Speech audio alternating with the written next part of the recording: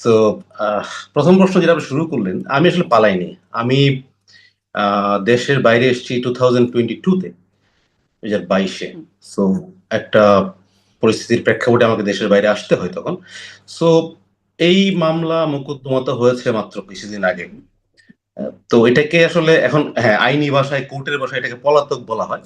But আমি তো পালিয়ে আসিনি। ইনডিড আমি অগাস্টের যেই গভর্নমেন্ট পরিবর্তনের পরে কিন্তু আমি বাংলাদেশে গিয়েছি। বাংলাদেশে গিয়েছি ডিসেম্বরে গিয়েছি। অগাস্ট যে অভ্যুত্থান হয়েছে তারপরে আমি ডিসেম্বরে গিয়েছি। কারণ আমি আই ওয়াজ কনফিডেন্ট যে আমি বাংলাদেশে যাচ্ছি। সো এই মানে আপনাকে তো আগে নিজেকে জাজমেন্ট করতে হবে যে what I have done in my time. So আমি আমার অ্যাসেসমেন্ট আমি জানি what I have done. So আমি কিন্তু তখনও গুম খুনের কথাবার্তা প্রচন্ডভাবে হচ্ছে বাংলাদেশে। Still I went in Bangladesh.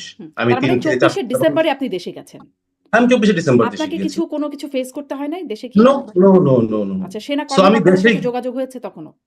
সবার সাথে যোগাযোগ হয়েছে। আচ্ছা। অনেকে আমার সিনিয়রদের সাথে যোগাযোগ হয়েছে, জুনিয়রদের সাথে যোগাযোগ। একটা নরমাল যে এনভায়রনমেন্ট আমি ক্যান্টনমেন্টে গিয়েছি সব জায়গায় ইটস অ্যাবসলিউটলি ফাইন। আচ্ছা। তো আমি যাওয়ার পরে যখন আমি কিন্তু যাওয়ার ওই প্রেক্ষাপটকে নিয়েই গেছি। কথাবার্তা চলছে দেশে যে গুমের বিচার হবে, খুনের বিচার হবে। But I calculated my work, what I did. So I had in my list there is no disappearance case in my time. The actual data, factual data, whatever you say, there is nothing. So আমি কিন্তু বাংলাদেশে গিয়েছি ৩ থেকে ৪ সপ্তাহ পরে আমি দেশ থেকে ফেরত এসেছি। ফেরত আসার কিছুদিন পরে শুনলাম এই মামলায় আমি আসামি। সো এইটাকে আপনি পলাতক বলবেন না এটাকে আসলে আমি তো এসেছি আরো ৪ বছর আগে, অলমোস্ট 4 ইয়ার্স। সো হ্যাঁ, আইনের ভাষায় হয়তো পলাতক, বাট আই ডোন্ট আপনি থিংক পালিয়ে মাইসেলফ। যান নাই। জি, এটা স্পষ্ট হলো। ওই যে আপনি মানে যেই সংস্থাগুলো আপনি বলছেন আপনার সময়ে কোনো এরকম গুমের ঘটনা আপনি নিজেকে যেভাবে যাচাই করছেন। কিন্তু আপনি যেই সংস্থাগুলোতে কাজ করেছেন ডিজিএফআই, র‍্যাব ও তার মানে যেই সংস্থাগুলো মোটামুটি এই গুমের সাথে যুক্ত তাদের মধ্যে খুবই অন্যতম নাম হচ্ছে এই দুটো সংস্থাই আছে। আপনি দুটোতেই গুরুত্বপূর্ণ ভূমিকা পালন করেছেন। এবং র‍্যাবের টাস্ক ফোর্স ইন্টারোগেশন সেলে নির্যাতনের জন্যই আপনার বিরুদ্ধে মামলা। আপনি কি একটু আপনার ভাষ্যটা বলবেন? আসলে এই যে জয়েন্ট ইন্টারোগেশন সেল ডিজিএফআই এর বা যেটি পরবর্তীতে আয়নাঘর নামে পরিচিত বা এই র‍্যাবের টিআইএফ এগুলোতে আসলে কি হতো? কেন হতো? কিভাবে হতো? আচ্ছা, থ্যাংক ইউ। দে আর খুব ওয়েল ডিসকাসড, মানে অনেক ডিসকাসড একটা টপিক আপনি জিজ্ঞেস করছেন। আমি র‍্যাবে আসলে ২ দফায় কাজ করেছি। এটা র‍্যাবের প্রতিষ্ঠার সময় তখন বিএনপি ইন পাওয়ারে ছিল 2005 এ। ওই সময়টা আমি র‍্যাবে ছিলাম। আবার আমি সেকেন্ড টেনিউরে আসি 2019 অ্যারাউন্ড। সো তখন আমি আসছি। সো ২ গভর্নমেন্টের সময় আসলে আমি ২ টা পার্সপেক্টিভ থেকে কাজ করার সুযোগ পেয়েছি। হ্যাঁ। এখন 2005 এ যখন ছিলাম I was young captain working on ground. আর 2019 এ যখন তখন র‍্যাবের ধরুন ডিরেক্টর লেভেলে বা সিও লেভেলে কাজ করেছি। হ্যাঁ, meanwhile in the mean time DGFI তে আমি একটা টেনিউর ছিল অ্যারাউন্ড 2012, 13, 14 এরকম একটা সময় ছিল। এখন যেই বিষয় নিয়ে আলোচনা হচ্ছে এখানে যে টিএফআই, র‍্যাবের অথবা JIC in DGFI. So DGFI আমি যদি র‍্যাবেরটা বলি, যেহেতু র‍্যাবের ডিউরেশনটা আমার বেশি। TFI task force interrogation cell, right? আর JIC joint interrogation cell. JIC is approved government cell. ওই সেলে আমরা শুনেছি, আপনারা হয়তো শুনছেন যে আমাদের বর্তমান মাননীয় প্রধানমন্ত্রী ওই জেআইসি তাকে যেতে হয়েছে একসময়। আগের প্রধানমন্ত্রী শেখ হাসিনাকেও যেতে হয়েছে একসময় ওখানে, ওই যখন তত্ত্বাবধায়ক সরকার ছিল ওই সময়। সো ওখানে একটা গভর্নমেন্ট অ্যাপ্রুভ বডি যেটা হলো জেআইসি তে ইন্টারোগেশন হয়, যদি হায়ার ইন্টারোগেশন দরকার হয় ওইটাকে তখন ইউজ করা হয়। আর টিএফআই যেটা এখানে ধরেন সবগুলো আচ্ছা, এই এজেন্সি যে গভর্নমেন্ট অ্যাপ্রুভড বডি বলছেন আপনি, কিন্তু মানে আইনের একটা তো মানে একটা বাতাবরণ দরকার। ডিজিএফআই এর এই মানে তারা আসলে কোন ক্যাটেগরিতে তারা এই কাজটা করত? মানে তাদের আইনি জায়গাটা কি ছিল? জুরিসডিকশনটা কিরকম? আইনি জায়গায় বলতে আপনার যখন একটা আসামি থাকে, সাপোজ আসামি বা আমি কারেক্ট মাইসেলফ, আসামির কথা না। যখন ধরেন একজন এয়ারফোর্স এর এই রিসেন্ট যেটা হয়েছে, জাস্ট আমি একটা আপনাকে একটা অ্যাসেসমেন্ট দিচ্ছি। ধরেন রিসেন্টলি এয়ারফোর্স এর একটু ২-১টা কথাবার্তা হচ্ছিল যে এখানে একটা জঙ্গিবাদের সিম্পটম দেখা যাচ্ছে, এরকম একটা কথা ছিল। সো এরকম ধরেন ফোর্সের যদি কেউ থাকে যাকে আসলে ইউনিট লেভেলে তদন্ত করে পাওয়া যায় না কিছু, ওই ক্ষেত্রে তাকে ডিজিএফআই তে হ্যান্ড ওভার করা হয় যে আসলে for further inquiry which they can bring out some documents. কারণ ডিজিএফআই তো ভাস্ট অর্গানাইজেশন, তাদের অনেক রিসোর্স আছে, তাদের অনেক ইকুইপমেন্ট, প্রবাবিলিটি আছে। সো ওইখানে আসলে তারা ইউজ করতে। এখন আইনের বিষয় যেটা বলেন, ডেফিনিটলি আইন তো অবশ্যই একটা লোককে যদি রাখা হয় 24 আওয়ার্স একটা অব্লিগেশন থাকে। অনেক obligation definitely they are following all this. আর টিএফআই যেটা বলছি আমরা, টিএফআই তে যে জঙ্গি একটা সেল, সকল এজেন্সি, এটা র্যাব, পুলিশ, আর্মি না সরি, সিটিটিসি, ডিবি, এটা একটা কোঅর্ডিনেশন সেল হয়েছিল টিএফআই। এটার ইনচার্জ ছিল র্যাবের যে ডিরেক্টর ইন্টেলিজেন্স থাকতো বাই অ্যাপয়েন্ট, সে একটা কোঅর্ডিনেটিং একটা কোঅর্ডিনেটর হিসেবে কাজ করতো এটা। হুম। তো মানে তারপরে আপনি যদি বলেন যে কি হতো আসলে এই জায়গাগুলোতে? এটা আসলে একটা আপনি যদি এখন আপনি যে রকম আমরা অনেক রকম গল্প শুনে থাকি। বাইরে একরকম গল্প, ভিতরে একরকম। আপনি যেরকম গল্প শুনেছেন, মিডিয়ার মাধ্যমে শুনেছেন, অনেক সিনেমা দেখেছেন, টিভি দেখেছেন। আই মিন সিনেমা বলতে আই মিন অনেক ফিল্ম বানিয়েছে, অনেক কিছু করেছে এটা। আপনি এটাকে ওয়ান সাইডেড স্টোরি হিসেবে দেখেছেন। হুম। এক side of the one side of the coin. But other side of the coin যেটা আছে, এখানে আমি যদি যাই ওখানে একটা ইন্টেলিজেন্স ডিরেক্টর হিসাবে ওখানে, অথবা টিএফআই যে অফিসাররা কাজ করে, যেটা বোনাফাইড, যেটা বানানো হয়েছে যে জন্য যে আপনার যদি কোনো ইন্টারোগেশনের প্রয়োজন হয়, সো ইন্টারোগেশন বলতে পুলিশের হাজতে ইন্টারোগেশন আছে, আপনি যদি ডিবি অফিসে যান ওখানে ইন্টারোগেশন, সব জায়গায় interrogation is a world wide process, interview and interrogation. So একটা স্ট্যান্ডার্ড ইন্টারোগেশন যেরকম এরকমই হতো। স্ট্যান্ডার্ড ইন্টারোগেশন বলছেন আপনি। কিন্তু এই যে গুমের বিষয়টা আপনাদের যে বিরুদ্ধে যে অভিযোগ সেটা কি? আপনি বলছেন যে বানানো গল্প হচ্ছে আছে এক সাইডের স্টোরির একটা সাইড। কিন্তু ধরেন এটি যেমন দেশের ভেতরে বিভিন্ন মানবাধিকার সংস্থা বলছে, বিদেশে আ মানে জাতিসংঘ থেকে শুরু করে হিউম্যান রাইটস ওয়াচ তারা বলছে এবং সুনির্দিষ্ট সংখ্যা বলছে। ২০২২ সালেই জাতিসংঘ হিসাব বলছে গুমের শিকার ৭৬ জনের একটা তালিকাও তারা দিয়েছিল। ২১ সালের আগস্টে হিউম্যান রাইটস ওয়াচ তারা ৮৬ জনের তালিকা। আবার পরবর্তীতে গুম সংক্রান্ত তদন্ত কমিশন হয়েছে ৩৩০ জনের মতো দেখছিলাম যাদের মানে খোঁজ তারা দিচ্ছে পরবর্তী পাওয়া গেছে। মানে সবাই তো বলছে আবার দেশি বিদেশি সাংবাদিকরাও এই বিষয়টা তুলে এনেছেন। কি রকম হয় সেটার চিত্র আমরা পরবর্তীতে কমিশনে দেখছিও। মানে কিছুই হতো না এসব জায়গায়? না, এখন ঘুমের বিষয় যদি আপনি আমাকে বলেন, আচ্ছা প্রথমে আমি একটু বলে নিই, যারা আসলেই গুম হয়েছে, সাপোজ ইলিয়াস আলী সাহেব গুম, উনি আসেন নাই ফেরত। So I have all the, আমি সহানুভূতিশীল ওনার পরিবারের প্রতি সহমর্মী। আমি চাই যে যারা আসলেই গুম হয়েছে, এরকম যদি গুম হয়ে থাকে যারা, death has to be found out, কারা আসলে এই গুমের পিছনে জড়িত ছিল, কাদের আদেশে হয়েছে, কেন হয়েছে, কবে হয়েছে, that has to be found out and proper justification জুরিসডিকশনের মাধ্যমে, I mean the proper judgement has to be served. এটাতে কোনো প্রকার আমার স্ট্যান্ড পয়েন্ট ইজ ক্লিয়ার এখানে। নাও এখন আপনি যে সংখ্যাগুলো বলছেন, আপনি বা আমি বা একজন র্যান্ডম পিপল কতজন মানুষের নাম আসলে জানে? ৩০০ সংখ্যা, ২০০ সংখ্যা, আপনি যখন স্ট্রিট স্লোগান শুনি তখন হাজার হাজার গুম হয়েছে, শত শত গুম হয়েছে, এই কথাগুলো আমরা শুনে আসছি। আপনি যখন প্র্যাকটিক্যালি ফ্যাকচুয়াল ডাটা নিয়ে আপনি কথা বলবেন, ওই ডেটা অনুযায়ী আসলে কতজন গুমের আপনি পাবেন? আমি আপনার এটা কাছে ডাটা আছে? আপনাদের কাছে কোনো ডাটা ছিল যে কতজন গুম হয়েছে? কারা না, আমার করেছে? কাছে কোনো ডেটা ছিল না। আমার কাছে কোনো ডেটা ছিল না। কারণ হচ্ছে গুমটা আসলে this, if I M A military person, আপনি তো গুমটা বিষয়টা কোত্থেকে আসছে? যে যখন একটা সিচুয়েশন হলো আগস্টের পরে, একটা সিকিউরিটি ভ্যাকুয়াম হলো এবং এটা দেশের একটা ফ্রেজাইল কন্ডিশন ছিল, ইনফ্যাক্ট ভালনারেবল সিচুয়েশন ছিল। তো ওইটাকে তখন একটা মিডিয়া ক্রিয়েট আমি বলবো না, মিডিয়াতে অনেক রকম ইনফরমেশন, অনেক রকম ভেরিয়েন্ট আসছে নিউজগুলো। তখন একটা নিউজ ছিল এটা যে গুম খুনটাই বেশি হাইলাইট করা হয়েছে, এবং মানুষেরা তখন যেহেতু একটা নিউজ এন্টি গভর্নমেন্ট বা এন্টি আওয়ামী লীগ একটা সেন্টিমেন্ট তখন কাজ করছিল ইনফ্যাক্ট। তো তখনকার যেই র্যাব বা ডিজিএফআই এর এগেইনস্টে যে কথাগুলো আসছিল, তো পিপল ওয়াজ অ্যাকসেপ্টিং দিস যে আসলে তো নিউজটা ট্রু।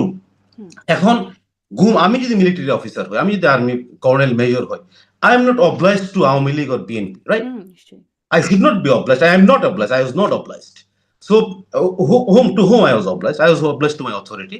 So, আমার কি ঠেকা পড়ছে বা একটা কর্নেল, একটা মেজরের কি ঠেকা পড়ছে যে আওয়ামী লীগের পারপাস সার্ভ করতে হবে, বিএনপির পারপাস সার্ভ করতে, তাদের এই জন্য গুম করতে হবে?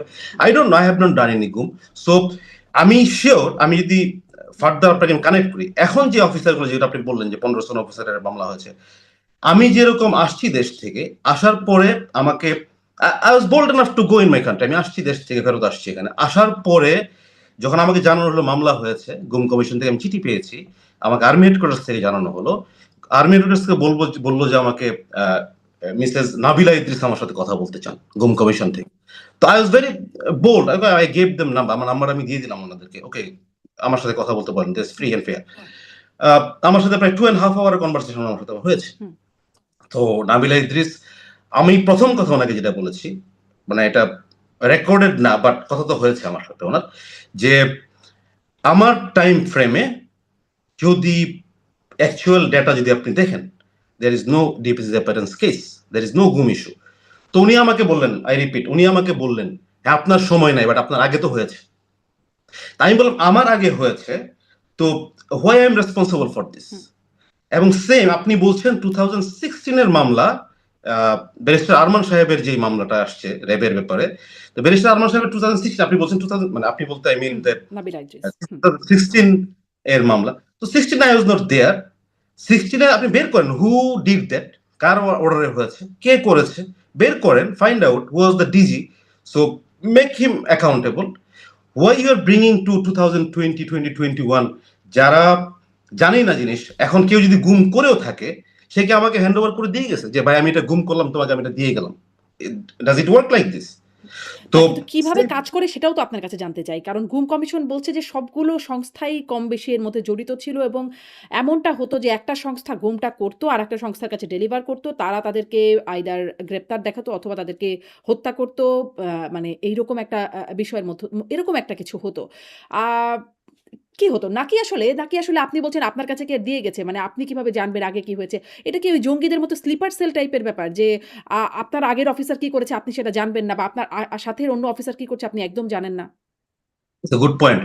দেখেন আমি ডিজিএফআই তেও কাজ করেছি, র্যাবেও কাজ করেছি। ডিজিএফআই এর সাপোজ অনেকগুলো ব্যুরো আছে, অনেকগুলো ডিটাচমেন্ট আছে। র্যাবেও সেম অনেকগুলো উইং আছে, অনেকগুলো ব্যাটালিয়ন আছে।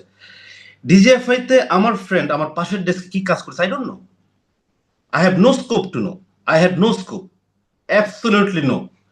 সেম র্যাব হেডকোয়ার্টারের কোন উইং কি কাজ করছে, কোন ব্যাটালিয়ন কি কাজ করছে, এটা কিন্তু একজন আরেকজনের সাথে হ্যাঁ শেয়ার হয়। মেবি এডিজি অপারেশনস অথবা ডিজির সাথে শেয়ার হচ্ছে ব্যাটালিয়ন লেভেল গুলো থেকে। বাট আমি আরেকজনের কাজ সে কি করছে, he is not oblige to inform me. Same DGFI তে যখন কাজ করেছি বা কাজ করছে অফিসাররা, ইজ নট দ্যাট যে আপনার একজন আরেকজনটা জানবে, একজন এবং জানবে না, এটাই স্বাভাবিক, জানাটা তো প্রশ্নই আসে না। সো এখন আপনি কিন্তু এরকম যেই গুম হচ্ছে ধরেন ব্যারিস্টার আরমান বলি বা ব্রিগেডিয়ার আমান আজমি এইরকম ব্যক্তিরা যখন মানে এরা তো গুরুত্বপূর্ণ ব্যক্তি, চেনা জানা মানুষজন। তাদেরকে বা আরো গুরুত্বপূর্ণ ব্যক্তিরা ইলিয়াস আলী আপনি বলছিলেন। তখন তো মানে আলোচিত সাধারণ মানুষের মধ্যেও যদি টুকটাক কথা হতে পারে, আপনারা ভেতরের মানুষ, আপনার সহকর্মী কি কাজ করছে, পুরোটা না জানলেও আপনারা তো জানবেন যে এরকম ঘটনা ঘটছে নাকি একদমই মানে কিছুই না জানা থাকে? আমি যখন এই যে আয়নাগরের কথা আপনি বললেন একটু আগে, হু নেম দিস আয়নাগর? আমি ডিজিএফআই 3 বছর চাকরি করেছি, আমি তো কখনো আয়নাগরের নাম শুনিনি। হুম। তাসনিম খলিল আমি সাংবাদিক তাসনিম খলিলের একটা ইন্টারভিউ শুনছিলাম। তিনি বলছিলেন ১ম এ এটার নাম ছিল ব্লাক হোল। পরে আপনারা মানে আপনাদের মধ্য থেকে মানে ডিজিএফ এর মধ্য থেকেই নাম হয়েছে আচ্ছা, আয়নাগর। তো আমি এই যে আয়নাগরের কথা যে পরে মিডিয়াতে আসছে বা ওয়েল সার্কুলেট করা হয়েছে যে এটার নাম আয়নাগর, সো এইটা তো ধরেন এখন র্যাব হেডকোয়ার্টারে যে জেআইসি, সরি ডিজিএফআই হেডকোয়ার্টারে যে জেআইসি আছে, যে উইং এটা বা যে ব্যুরো মেনটেন করে, আর একটা অফিসার যে ধরেন অন্য রংপুরে আছে, রাজেন্দ্রপুরে আছে, তার তো জানার কোনো 0% স্কোপও নাই what is going on here. কোনো স্কোপ নাই এখানে, এটা অ্যাবসলিউটলি ইয়ে। আর এই আইনাগরের নামকরণ কিভাবে হয়েছে, কারা করেছে, আমরা জানি জেএসসি, সাডেনলি শুনলাম এটার নাম আয়নাগর হয়ে গেল। সো এটা আসলে কোন ইন্টেনশন থেকে হলো, কারা করেছে, কি পারপাস সার্ভ করছে নাম থেকে, এটা আসলে যথেষ্ট আমার কাছে একটা কোশ্চেন মার্ক থেকেই যায় আসলে, why it should be name like this. আর আপনি ব্রিগেডিয়ার আজমির কথা যেটা বললেন বা ব্যারিস্টার আরমানের কথা যেটা বললেন, তারা গুম হয়েছিল কি হয়েছিল না, দিজ আর বিয়ন্ড মাই পারভিউ, কারণ ওই সময় আমি ছিলাম না রেবে বা ডিজিএফআই তে। হোয়াট হ্যাপেন্ড এট দ্যাট, এটার জন্য আমি আসলে I can't answer you in that straight way আসলে। হুম। আপনি কি মানে অ্যান্সার করতে পারছেন না এটা আপনি ওই যে আবারও সেই একই প্রশ্ন হয়তো আপনার কাছে আবারও একই রকম শোনাবে। আপনি একদমই জানেন না? নাকি আপনাকেও গোপন রাখার কোনো জায়গা ছিল বলে আপনি আসলে বলছেন না? মানে এটা বিশ্বাস আপনার করা কঠিন যে আপনারা একদমই কিছু জানেন না। ওই সময় এত কিছু হতে শোনেনও নাই আপনারা বিষয়টা। ব্রিগেডিয়ার, আপনি যে যদি আমি স্পেসিফিক আপনি যদি তিনটা নাম বলছেন, আমি এটার হ্যাঁ। জন্য বারবার এই নামগুলো আসছে। এইগুলো আমি যদি আমি তখন ওনাদের যে সময় টাইম ফ্রেমটার কথা হচ্ছে, যেমন আমার ব্যারিস্টার আরমানের মামলাটা 2016, I was in army at that time. আমি স্টাফ কোর্স করেছি, করে একটা ইউনিটে চলে গেছি পোস্টে। So how do I know that barrister Arman নিখোঁজ হয়েছে? আমি জানি না। আমি তারপরে যখন আপনি র‍্যাবে আসলেন? আচ্ছা, আমি যখন শেষ করি এটা আমি। হুম। তো আমি যখন আপনি যেরকম ভাবে জানলেন, একটা র‍্যান্ডম পারসন যেভাবে, আমি শুনেছি ব্যারিস্টার আরমান নাই। সো এটা আমি ধরেন কুমিল্লা ক্যান্টনমেন্ট, যশোর ক্যান্টনমেন্টে আমি বসে আছি, যেরকম পেপার পত্রিকাতে I have heard that. Same way brigadier Azmi সাহেব যখন হয়েছেন, same I was in army, hmm. So I had no clue. আমি যতটুকু জানি, আপনি যতটুকু জানেন, ঠিক আমি সেম জানতাম। এখন র্যাবে আসার পর আপনি যেটা শুনলেন, র্যাবে আসার পরে আপনি যে ব্যারিস্টার আরমানের কথা বলছেন, আমি কারণ ব্রিগেডিয়ার আজমি সাহেব ছিলেন ডিজিএফআই তে, যেটা হুম। মামলাটা যেই জন্য হয়েছে ডিজিএফআই এর অফিসারদের এগেইনস্টে। আরমানকে বলা হচ্ছে, ব্যারিস্টার আরমানকে বলা হচ্ছে যে উনি র্যাবে ছিলেন। এইটাই এইভাবেই তো অভিযোগটা হ্যাঁ, হয়েছে আমি যতদূর জানি হ্যাঁ, হ্যাঁ। আরকি মামলা। সো এখানে আমি যেটা ১ম বলেছি আপনাকে যে এইটার আসলে ধারাবাহিকতা যে মেইনটেইন করা, দিস ইজ এ ধরেন আমার কাছে একটা অস্ত্র আছে। আমি নেক্সট যে অফিসার আসতেছে তাকে আমি বুঝাই দিলাম, ভাই দিস ইজ মাই অস্ত্র। তোমাকে আমি বুঝাই দিলাম আমার অ্যাপয়েন্টমেন্ট হিসাবে ছিল। This is my chair, I give you the chair. This is my file, I give you this file. But যদি কোন ব্যক্তি গুম করে থাকে আসলে কাউকে, আমি লজিক্যালি চিন্তা করতে পারি না আসলে যে আমাকে কেউ বলছে, ভাই এটা গুম হয়েছে না, তোমাকে আমি গুমের জিনিস বুঝাই দিলাম। মানে আমি পাই নাই। So I cannot tell you যে how others have done this, বা অন্যদের ক্ষেত্রে এটা কি হয়েছে, কিভাবে হয়েছে। আই ক্যানট এক্সপ্লেইন ইউ আসলে। যেটা আমি দেখিনি, আমি নিজে বুঝে পাই নাই কিছু এরকম। হুম। আ মানে গুম তদন্ত কমিশন বলছে মানে আপনি বুঝে পান নাই। আ আপনি শোনেনও নাই বা এরকম কোনো সম্পৃক্ততা নাই। কিন্তু আপনাকে এটার মামলায় আপনি অভিযুক্ত আছেন। আপনি র‍্যাবের গোয়েন্দা প্রধান ছিলেন। ফলে দায়িত্ব কিছু না কিছু আগের এবং পরের আপনি আপনার কাছে এসেছে। মানে আগের দায়িত্ব পরে বুঝে পেয়েছেন। যদিও বলছেন গুম হওয়া কাউকে তো আর বুঝে পান নাই। বা আপনার কাছ থেকে পরে দায়িত্ব গেছে। আ সেখানে আমরা গুম কমিশনের প্রতিবেদনটা যদি দেখি, সেখানে বলা হচ্ছে ৭৫% জামাত শিবিরের লোকজন, ২২% বিএনপির এবং রাজনৈতিক গুমই বেশি হতো। আপনার কাছে কি সাধারণভাবেও কোনো ধারণা দিতে পারেন আপনি? আপনি ব্যক্তিগত মানে কোনো সুনির্দিষ্ট ঘটনা না হলেও সাধারণভাবেও ধারণা দিতে পারেন যে গুম আসলে কারা হতো, কেন হতো, কার নির্দেশে হতো? আচ্ছা, আ আপনি যেটা প্রশ্ন করছেন আমাকে, প্রথমত হচ্ছে আমি আমার স্ট্যান্ড পয়েন্ট আগে একবার ক্লিয়ার করেছি। যে আসলে যারা গুম হয়েছে, যদি অ্যাকচুয়ালি যারা গুম হয়েছে, যারা মিসিং, ধরেন যেটা আমরা খুব আলোচিত নাম যেটা জানি, আ আবার এই যে সংসদ সদস্য তুলি তার ভাই হয়েছে, যেগুলো আমরা সবাই জানি আরকি কমনলি। হুম, সো আমি আবারও এগুলার আসলে সুষ্ঠু তদন্ত হওয়া উচিত। এগুলার বিচার হওয়া উচিত। যারা করেছে বিচার হয়। বাট যেহেতু আমার টেন্যুরে হয় নাই, so how did it happen? কোন পলিটিক্যাল অ্যাসাইনমেন্ট এ নেওয়া হয়? কারা করে? কারা ইনস্ট্রাকশন দেয়? এটা আসলে আমার দ্বারা বলা সম্ভব না। ১ নাম্বার। ২ নাম্বার হচ্ছে, যদি আমি জাস্ট অ্যাজিউমিং যে আপনি যে বলছেন যে আপনি ডিরেক্ট ইন্টেলিজেন্স কিছুই জানেন না। হুম। অ্যাজিউমিং যদি ধরেন একটা ডিরেক্ট ইন্টেলিজেন্স একটা ইনস্ট্রাকশন পেয়েও থাকে, তো আপনার কি মনে হয় ডিরেক্ট ইন্টেলিজেন্স এর লেভেল কতটুকু? Is a lieutenant colonel. How can he how long মানে how far he can reach? সে কি দেশের টপ প্রিমিয়ার এর কাছে রিচ করতে পারবে? নো। সে বড়জোর তার ডিজি পর্যন্ত তার দৌড়। সো কমান্ড চ্যানেলে যেটা আছে, আর সব জায়গায় একটা কমান্ড চ্যানেল কাজ করে। You know the command environment সব জায়গায় আছে। সো একটা লেফটেন্যান্ট কর্নেল, ডিরেক্ট ইন্টেলিজেন্স, হ্যাঁ, ডিরেক্ট ইন্টেলিজেন্স শুনতে মানুষ শুনে অনেক big issue, but his rank is a lieutenant colonel. So আপনি তাকে, সে ডিসিশন মেকিং এ আছে বা এক্সিকিউশন এ আছে।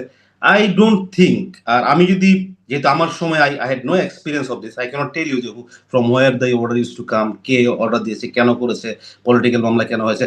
আচ্ছা, এখানে যদি আমি বলি, আপনি যে পলিটিক্যাল যে একটা আমাকে রেশিও দিলেন পার্সেন্টেজ, যে জামায়াত ইসলামের এত, বিএনপির এত, সো এই হিসাবটা আমি পরে অনেক জায়গায় দেখেছি। এইটা মেবি এটা ওভার দ্য পিরিয়ড যে হিসাব হয়ে আসছে তার একটা রেশিও বা আসছে এখানে। কিন্তু আপনি দেখেন যে গুমের মামলাটা যেটা হলো, আবাকে যে আসামি করা হলো, আপনিও বলছেন আমাকে আসামি করা হয়েছে। তো যারা আসামি আছে এই মামলা, এবং ঐদিন আমি একটা টক শো শুনতেছিলাম যে মিসেস তুলির, যিনি অনেক ভোকাল ছিলেন, হুম। উনিই বলছেন যে এই মামলাগুলো ক্লিয়ারলি পলিটিক্যাল ওরিয়েন্টেড। কারণ যারা গুম হয়েছে ফেরত আসে নাই কখনো, এই মামলার কথা আপনি কতটুকু শুনেছেন আমাকে আপনি যদি বলেন যে আ মিসেস তুলির ভাই গুম হয়েছে, তার মামলা নিয়ে আমরা কতটুকু জানি? বাট আপনি দেখেন, যেই ব্যক্তিরা ফেরত আসছে সমাজে, তাদেরকে আমরা জানি। এখন তারা গুম হয়েছেন, কোথায় ছিলেন? র‍্যাবে ছিলেন, ডিজিএফআই ছিলেন, অন্য কোথায় ছিলেন? মিডিয়াতে অনেক রকম কালার দেওয়া হচ্ছে, অনেক রকম ভাবে বলা হচ্ছে যে কেউ বলছে তারা ছিলেন না, কেউ বলছে তারা তার্কি ছিলেন, কেউ বলছে তারা আ সেলফ হিডেন ছিল। অনেকে অনেক রকম কনোটেশন দিচ্ছে এগুলো। মিডিয়াতে আসছে। বাট বিষয় হচ্ছে যে, সরি, হুম। বিষয় হচ্ছে যে অ্যা তারা যে আসছে, এই ২ টা মামলা নিয়েই পুরা দেশ গরম। দেশকে পুরা একটা ফ্রেজাইল কন্ডিশন এ নিয়ে নেওয়া হলো। ধরেন এখন যারা আসলেই ভিক্টিমাইজড, যারা আসলেই গুম হয়েছে, মিসিং সিন্স 15, 16, 20 নাই, এদের মামলা নিয়ে আপনি আসলে কতটুকু আমরা কনসার্ন? আমরা কতটুকু জানি ওদের ব্যাপারে আসলে? জানার আর সুযোগটাই কি? মানে তাদের তো কোনো রেকর্ডই রাখে নাই। যারা গুম করছে, না, না, পুলিশ যেমন ধরেন আমি গ্রেপ্তার করলে আমরা জি, জানি যে কাকে গ্রেপ্তার করা হয়েছে, তাকে আদালতে তোলা হচ্ছে বা সে থানায় আছে বা সে কারাগারে আছে। এখন গুম যাকে করা হচ্ছে তাকে তো কেউ জানেই না, যে তার তো কোনো ট্রেসই নাই। আইনি কোনো আমার অস্তিত্ব নাই। আপনার ফ্যামিলির যদি কেউ গুম হয়ে থাকে, হুম, কারো ফ্যামিলির XYZ ফ্যামিলি যদি কারো গুম হয়ে থাকে, সে তো জানে আমার ভাই গুম হয়েছে, আমার বোন গুম হয়েছে।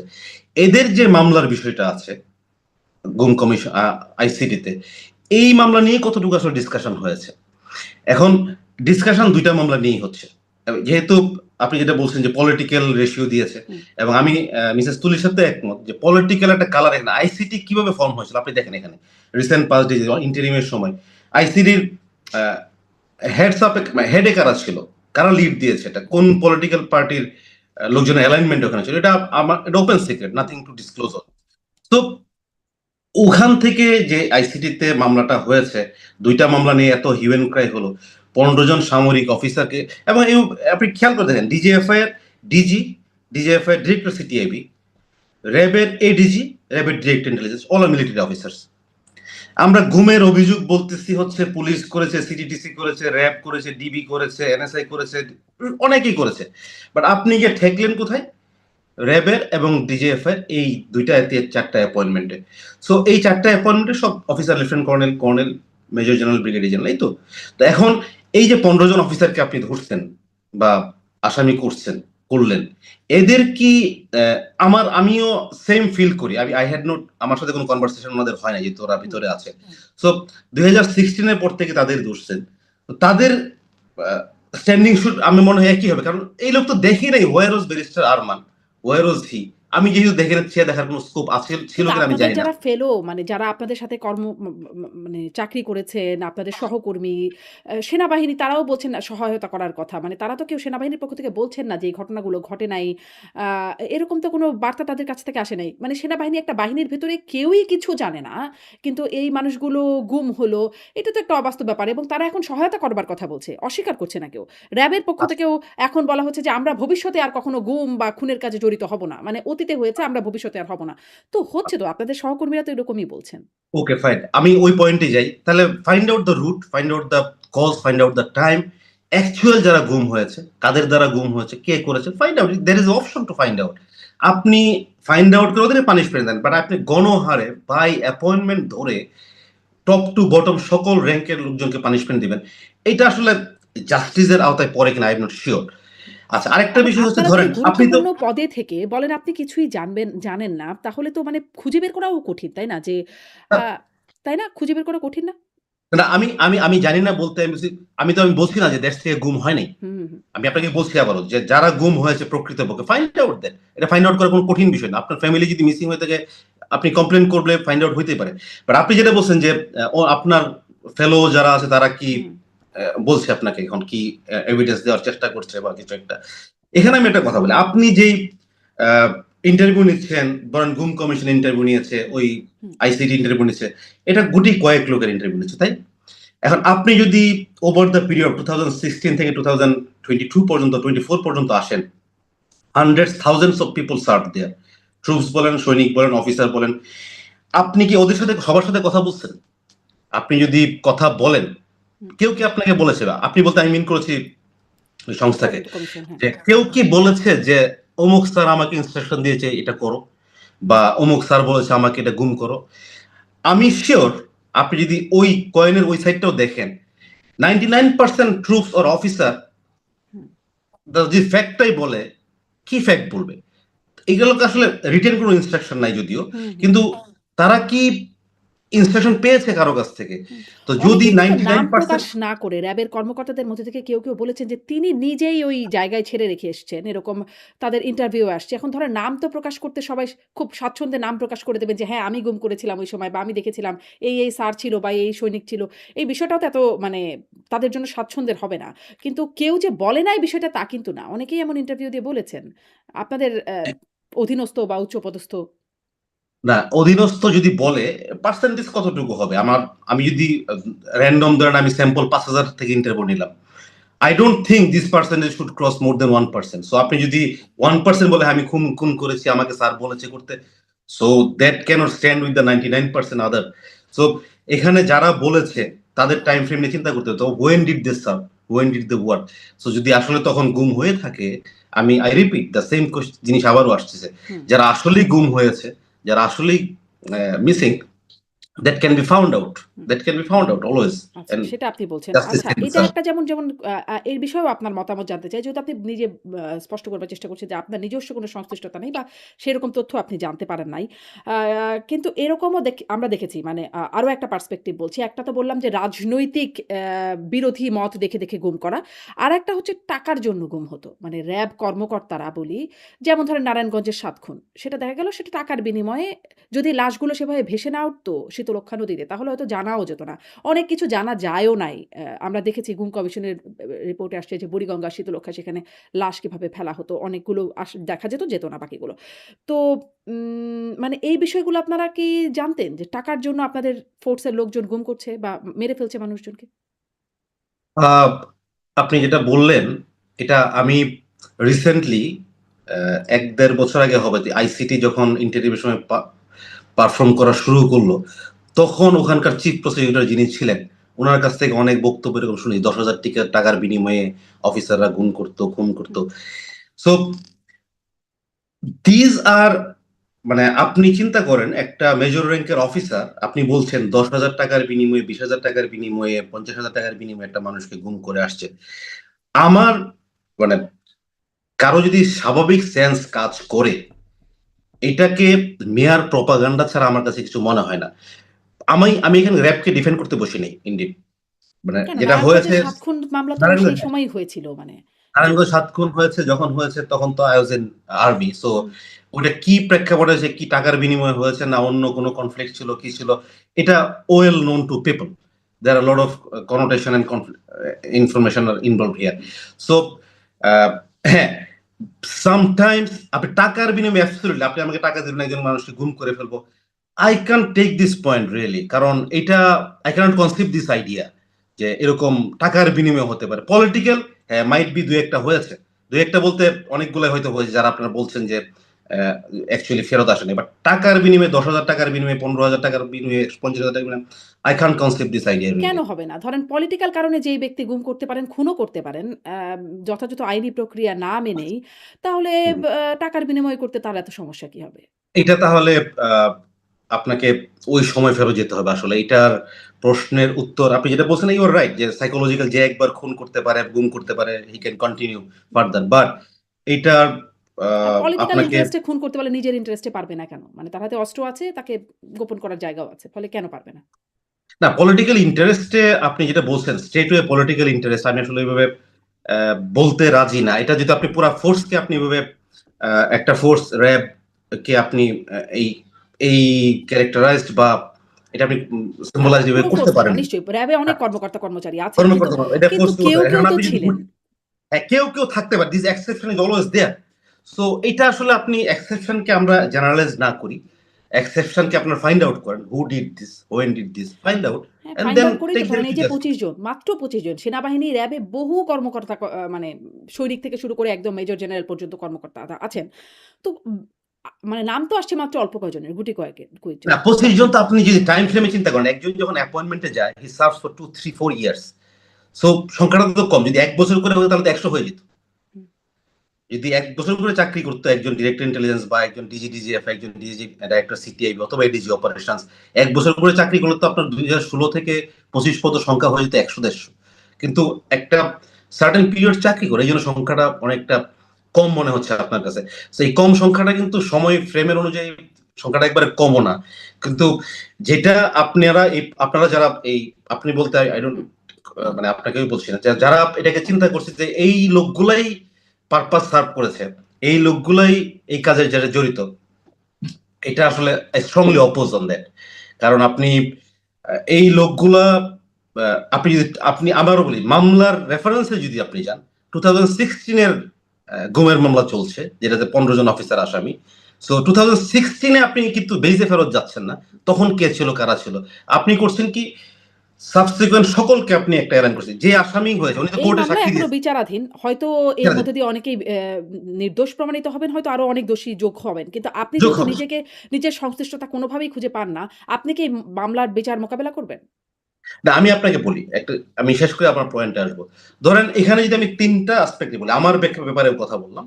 আমি যদি র‍্যাবের অ্যাসপেক্টে কথা বলি, র‍্যাবের যে বাকি অফিসার যারা আছে 2016 এর পর থেকে, হুম। আমি সিওর, মানে আমি অন বিহাফ অফ দেম বলছি না, বাট আমার পারসেপশন তাই বলে, তাদের জিনিসটা সেমই হবে যে আসলে তারা কতটুকু এটার ব্যাপারে জানেন। ডিজিএফআই সেম, ডাইরেক্টর সিটিআইবি আসলে উনি কতটুকু ডিসিশন মেকিং সবার করতে কি করে পারবেন। সেম হবে? কেউ না কেউ তো ছিল না না এতগুলো আমি ঘটনা জাস্ট ঘটেছে। আমি র‍্যান্ডম, আমি এতে বলছি না যে আমি আমার জাস্ট একটা অ্যাজাম্পশন আমি বলছি। হুম, হুম। এখন আমি মামলা ফেস করব কিনা। এখন আপনি দেখেন আমাকে যখন আপনি মামলাটা দিয়েছেন, whereas I was there in Bangladesh at that time, বাংলাদেশে আমি ঘুরে আসছি। এখানে এসে গুম কমিশন নাবিল ইদ্রিসের সাথে আমি স্বপ্রণোদিত হয়ে কথা বলেছি। আপনার সাথে আমি এটা নিয়ে কথা বলছি।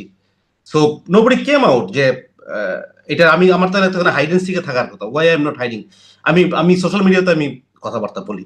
সো এখন এই মামলাকে ফেস করতে হলে আপনি যেই মামলা স্টার্ট হয়েছে ইন্টারিমের সময়, যেই ফ্রেমওয়ার্ক দিয়ে স্টার্ট হয়েছে, এইটার কতটুকু আসলে প্রপার জাস্টিস সার্ভ করবে, ইট হ্যাজ টু বি, আমাদের এটা দেখতে হবে, সময় অপেক্ষা করতে হবে। বাট আমি হোপফুল ইন এ সেন্স, যেহেতু প্রেজেন্ট এই গভর্নমেন্ট টেক ওভার করেছে, যেমন এই মামলাগুলো যা ধরেন খুব ইজিলি আর্মি একটি কিন্তু মামলার বিচারগুলো হতে পারতো, বাট তখন যেই ফ্রেজাইল কন্ডিশন ছিল দেশে, হুম। এইটাকে আর্মি অ্যাক্টে না দিয়ে আলটিমেটলি এখানে পাঠানো হয়েছে। তা আমি হোপফুল, কেন আমি বলছি যে this government will look into this in a proper way, যাতে প্রপার জাস্টিস সার্ভ হয়। হ্যাঁ, আপনি মুখোমুখি হবেন? না আমি মুখামুখি বলতে, আমি তো এখন, আপনি যদি বলেন আপনি আসেন, তা আমি কি বাংলাদেশে গিয়ে আমি যখন দেখতেছি যে এই পর্যন্ত সিন্স, আমি যদি বলি যে ইন্টারিম গভর্নমেন্ট এবং এই গভর্নমেন্টের মাঝামাঝি সময় পর্যন্ত মামলাটা যেভাবে আগাচ্ছে, যেভাবে আপনি গণহারে মামলা দিয়েছেন, সো এটা বোঝা যাচ্ছিল যে দিস মামলা ইজ, মানে এই কেসটা হচ্ছে একটা মোটিভেটেড মামলা। একটা মানে কি motivated, I am not going to tell that. একটা আপনি আপনি আপনি নিজে আইন শৃঙ্খলা বাহিনীতে কাজ করেছেন। মানে কোনো আসামি কখনো বলেছে মামলাটা সঠিক মামলায় আমাকে যথোপযুক্তভাবে শাস্তি দেওয়ার বিধান আছে বা একদম ঠিক হয়েছে যা হচ্ছে? এটা বলবে না কিন্তু, বাট আমি যখন বুঝবো যে আমি তো, আমাকে আপনার ব্যাকগ্রাউন্ড আমি দিলাম যে আমি হুম, হুম। আমার কি আমি হোয়াট আই থট মাইসেলফ, এইটার প্রেক্ষাপট চিন্তা করে আমি কি নিজে জেনে বুঝে যে এই মামলাটা আসলে একটা, আমি ইল মোটিভেটেড বলাটা ঠিক হবে না, সার্টেন মোটিভেশন নিয়ে মামলাটা শুরু হয়েছে, ওখানে আমি কি নিজে ঝাঁপ দিতে যাব? আচ্ছা, স্পষ্ট। তো মানে আপনি ঠিক আই যেখানে আই থেকে যাচ্ছেন। আমি বাট আমার রিকমেন্ডেশন হচ্ছে এখানে, আমার সাবমিশন হচ্ছে এটা এখানে, যে যেহেতু এই গভর্নমেন্ট দায়িত্ব নিয়েছে ৩-৪ মাস, বেশি দিন হয় নাই। So definitely I will urge upon, I will request our humble submission, যে দে উইল লুক ফর, যে আসলে যারা রিয়েলি গিল্টি, হুম, যারা আসলেই দোষ করেছে, they should be brought into justice. Hmm. কিন্তু যারা আসলেই দোষ করেছে তারাও এরকমই বলবে যে এই মামলাটা মোটিভেটেড, ইল মোটিভেটেড কেউ মানে আমি কোনোভাবেই কখনোই শুনি নাই মনে হয় যে আমি তো মনেই করতে পারি না কোনো ব্যক্তি দোষী প্রমাণিত হয়েছে বা বিচারাধীন সে বলেছে যে আমি আসলে এটার সাথে ছিলাম, যুক্ত ছিলাম। মানে এটা নজিরবিহীন দেখা যায় না এরকম। আপনার কাছে একটু আরেকটা প্রসঙ্গেও যাই। যেহেতু আপনি এখানে নিজের সম্পৃক্ততা বা জানাশোনা বিষয়টাই আপনার কাছ থেকে খুব একটা পাওয়া যাচ্ছে না। আপনি যেই বিষয়টিতে নিয়ে খুব তোলপাড় হলো এবং এমনকি আমেরিকার স্যাংশনও আসলো র‍্যাবের উপরে এই একটা ঘটনাকে বিশেষ করে রেফার করে, সেটা হচ্ছে কক্সবাজারে একরাম হত্যাকাণ্ড, কাউন্সিলর একরাম হত্যাকাণ্ড। র‍্যাবের তথাকথিত সেই ক্রসফায়ারে। আম তখন মানে তারপরে আপনি এসেছেন র‍্যাবে, তারপরে আপনি এর পরপর সময়ে আপনি যোগ দিয়েছেন। এই মানে হত্যাকাণ্ডে কোনো মামলাই কেন হলো না? এমনকি আপনার আমলেও এটা কেন তো না? I am not in this footing to give you answer, কারণ আমি তো তখন ছিলাম না। পরবর্তীতে সো এসেছেন। পরপরই পরবর্তী এসেছেন। মামলার দায়িত্ব তো আমার না। মামলার দায়িত্ব যে তখন, শুনেন, একটা মামলা যখন এরকম একটা সেনসিটিভ মামলা হয়, সেনসিটিভ একটা ইস্যু হয় দেশে, তখন যখন whole country is concern about that, so এটা ডিসিশন মেকিং কি আপনি মনে করেন একটা লেফটেন্যান্ট কর্নেল ডিসাইড করতে পারে? কে এটা করে ডিসিশন তাহলে এই মেকিং, ডিসিশন মেকিংটা কে করে? This has to be come from the top of the government. মানে কি prime was going minister on নাকি এটা। স্বরাষ্ট্রমন্ত্রী নাকি মানে কোন পর্যায়ে টপ অফ দ্য গভর্নমেন্ট? আমি আমি তো I cannot reach that level. আমার লেভেল, আমি লেফটেন্যান্ট কর্নেল, আমার লেভেল কে ADG operations or DG RAB, এতটুকু I can reach. Hmm, now DG কার কাছ থেকে ইনস্ট্রাকশন পায়, DG can say that better, DG কার কাছ থেকে ইনস্ট্রাকশন পেয়ে সে আদিষ্ট হয়ে কাজ করেন, এটা কি নিউজ? এখন কেন মামলা হয় নাই, পলিসি, গভর্নমেন্ট পলিসি কি ছিল, র্যাবের পলিসি কি ছিল, এটা আসলে আপনাকে পলিসি লেভেলে কথা বলতে হবে। I am not a policy maker in মানে কি ইন্ডিয়া। আপনাদেরকে যেই কাজ করতে বলা হয় আপনারা শুধু সেটুকুই করতে পারেন। আইন অনুযায়ী মানে আসামি হয়েছে একটা মানে অভিযোগ আছে সেখানে মামলা করার চেষ্টা করছেন, সেগুলো আপনারা নিতে পারেন না। আপনাদের শুধুমাত্র যেরকম নির্দেশ দেয়া হয় উপরিমহল থেকে সেরকমটাই আপনারা করেছেন। Not necessarily. এটা হচ্ছে ধরেন ২ টা জিনিস। একটা হচ্ছে আপনি যখন একটা পোস্টিং যাচ্ছেন র্যাবে বা ডিজিএফআই তে হোয়াটএভার, একটা কমন এনভায়রনমেন্ট থাকে সব জায়গায় কাজের, রাইট? এটা আমি যখন পোস্টিং যাই, আমাকে একজন, এটা জাস্ট সিম্পল এক্সাম্পল, একজন ধরেন একজনকে স্কুল টিচারের পোস্টিং দেওয়া হলো একজন লোককে। সে কি ওখানে টিচিং করবে, রাইট? হি ক্যানট সে আমি তো ব্যাংকে আগে চাকরি করতাম, এখন আমার স্কুল ভাল লাগে না। হুম। সো আর্মিতে যখন একটা অফিসারকে পোস্টিং করা হয় র‍্যাব বা ডিজিএফআই তে, সকল ইনস্টিটিউশনের, এটা সিভিল হোক, আর্মি হোক, ইন্টেলিজেন্স হোক, একটা কমান্ড এনভায়রনমেন্ট বা একটা ওয়ার্কিং এনভায়রনমেন্ট থাকে। সো আপনি ওখানে যে আপনাকে অ্যাডাপ্ট করতে হবে ইনডিড। এখন অ্যাডাপ্ট বলতে আপনি তো ওখানে গিয়ে হ্যাঁ, আপনি এই লেভেলে লেফটেন্যান্ট কর্নেল, মেজর, এই লেভেলে আসলে আপনার চেঞ্জ করার, মানে আপনি সব চেঞ্জ করে দিবেন, রুলস, রেগুলেশনস, আইন কানুন, হার্ডলি এনি স্কোপ যে এই র‍্যাংক গুলোতে আসলে। কারণ আচ্ছা, এই র‍্যাংক ধরেন গুলো এই যে এই হত্যাকাণ্ড, একটা হত্যাকাণ্ড যেহেতু খুব আলোচিত ছিল, এইটাই কারা করলো? কারা ছিল র‍্যাবের অফিসাররা যুক্ত এখানে? আম কার নির্দেশে হলো আপনি বললেন এগুলো তো টপের নির্দেশে হয়। মানে সেটা নির্দেশ না হয় নাই জানেন। কিন্তু আপনাদের সহকর্মীদের মধ্যে কারা ছিল এই ঘটনার সাথে যুক্ত? সেই বিষয়গুলো তো নিশ্চয়ই আপনারা জেনেছেন। না, সেই বিষয়গুলো তো আসলে এটা তো ফলো আপ ইনভেস্টিগেশন বা ইন্টারোগেশন ওই সময়ই হয়। ধরেন তখন যারা র‍্যাবে ছিল, তখন যারা ডিজিএফআই তে ছিল, হুম। তখন যারা ইন্টেলিজেন্স অর্গানাইজেশন যারা তদন্ত করত। তো আমি সিউর তারা ফাইন্ড আউট করেছে। বাট না, এগুলো কোনো আসলে মামলা যে হয় নাই। কোনো বিচার তো হয়ই নাই, মামলাই হয় নাই এটা নিয়ে। তো এটা আসলে is bet I am not in the footing, আমি যেটা বললাম আপনাকে কমেন্ট করতে বলেছি কেন হুম। মামলা হয় নাই তখন। কারণ আমি তখন র্যাবেও ছিলাম না, ডিজিএফআই তেও ছিলাম না। I can't comment on this আসলে। আচ্ছা। আম মানে আপনি কি মানে এরকম একরকম চোখ নাক বন্ধ করে কাজ করতে হয় যখন আপনারা এরকম গুরুত্বপূর্ণ দায়িত্বগুলোতেও থাকেন? মানে আগে কি হয়েছে আমি জানব না, পরে কি হয়েছে সেটাও আমি খোঁজ খবর রাখবো না। আমার সময় আমার আশেপাশে কি হচ্ছে তাও আমি জানব না। শুধু আমাকে যতটুকু দেয়া হচ্ছে আমি ততটুকুই করব। এরকম না, একটা না ব্যাপার। জিনিসটা, না, না এরকম ব্যাপার না। ব্যাপার হচ্ছে ধরেন এখন আপনি যখন কাজ করেন, একজন ডিরেক্টর ইন্টেলিজেন্স যখন হয়, তার আসলে he doesn't have any respite. 24 hours এর মধ্যে ধরেন আল্টিমেটলি ২০-২২ ঘন্টা কাজ করতে হয় এবং এমনকি এট এ গো 3 ডেজ 4 ডেজ কাজ করতে হয়। হুম। এখন আগে যে ইনসিডেন্ট গুলো হয়েছে, হ্যাঁ, ইউ গেট এ ফিডব্যাক এরকম হয়েছে। বা এটাকে আপনি আসলে কোট করার মতো না যে এরকম হয়েছে so we should rectify like this. But এটা আমি যে কোট করতে পারবো না যে হ্যাঁ, আমাকে অমুক স্যার বলেছে তুমি এরকম করো না। এটা আসলে হ্যাঁ, লেসন লার্নড হয় অনেক সময় যে এ একটা ডিব্রিফিং হয় অনেক সময়। এরকম একটা অপারেশন হয়েছিল একসময় আমরা শুনেছি। বা এটা আসলে যে কোট করার মতো পাবলিক ফোরামে, এটা কোট করার মতো মিডিয়াতে এরকম কিন্তু এটা প্রফেশনাল একটা ডিব্রিফিং হয় যে ঐরকম একটা অপারেশনে গিয়েছিল, এরকম একটা ইনসিডেন্ট হয়েছে। ঐরকম একটা অপারেশন হয়েছে, এরকম একটা ইনসিডেন্ট হয়েছে। তো we should be careful, we should not repeat. মানে এটা একটা প্রফেশনাল ট্রেনিং এর পার্টি যে ট্রেনিং হচ্ছে। ধরেন আপনি যদি আর্মিতে হন, আপনি তো ট্রেনিং হচ্ছে রেগুলার। সকল প্রতিষ্ঠান, ইন্টেলিজেন্স অর্গানাইজেশন গুলো ট্রেনিং হচ্ছে। সো এগুলো একটা স্যাম্পল। ধরুন 7 মার্ডার কেস।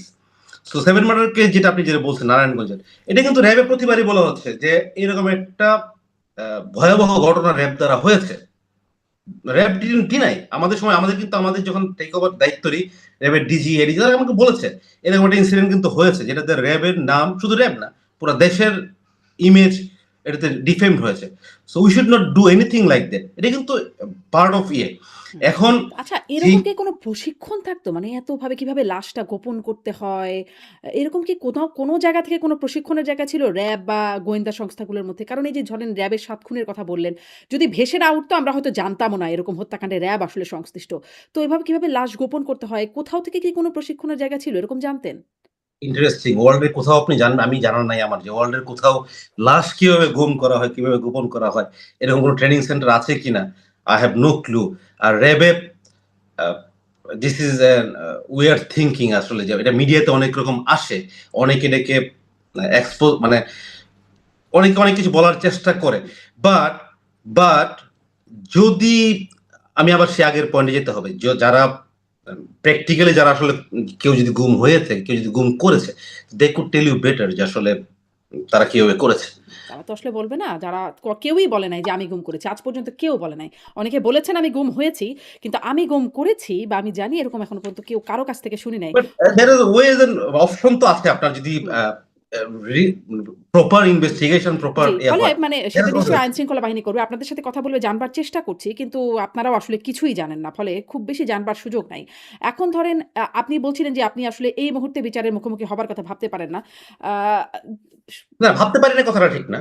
ভাবতে পারি না কথাটা বলিনি। ভাবতে আচ্ছা। পারি না বলতে আপনাকে যে এই মুহূর্তে আমি যদি আমি না, আ আইনের চোখে আমি পলাতক। বাট আমি আপনাকে এক্সপ্লেইন করেছি I was not পলাতক। হুম, হুম। আমি পলাতক। হ্যাঁ।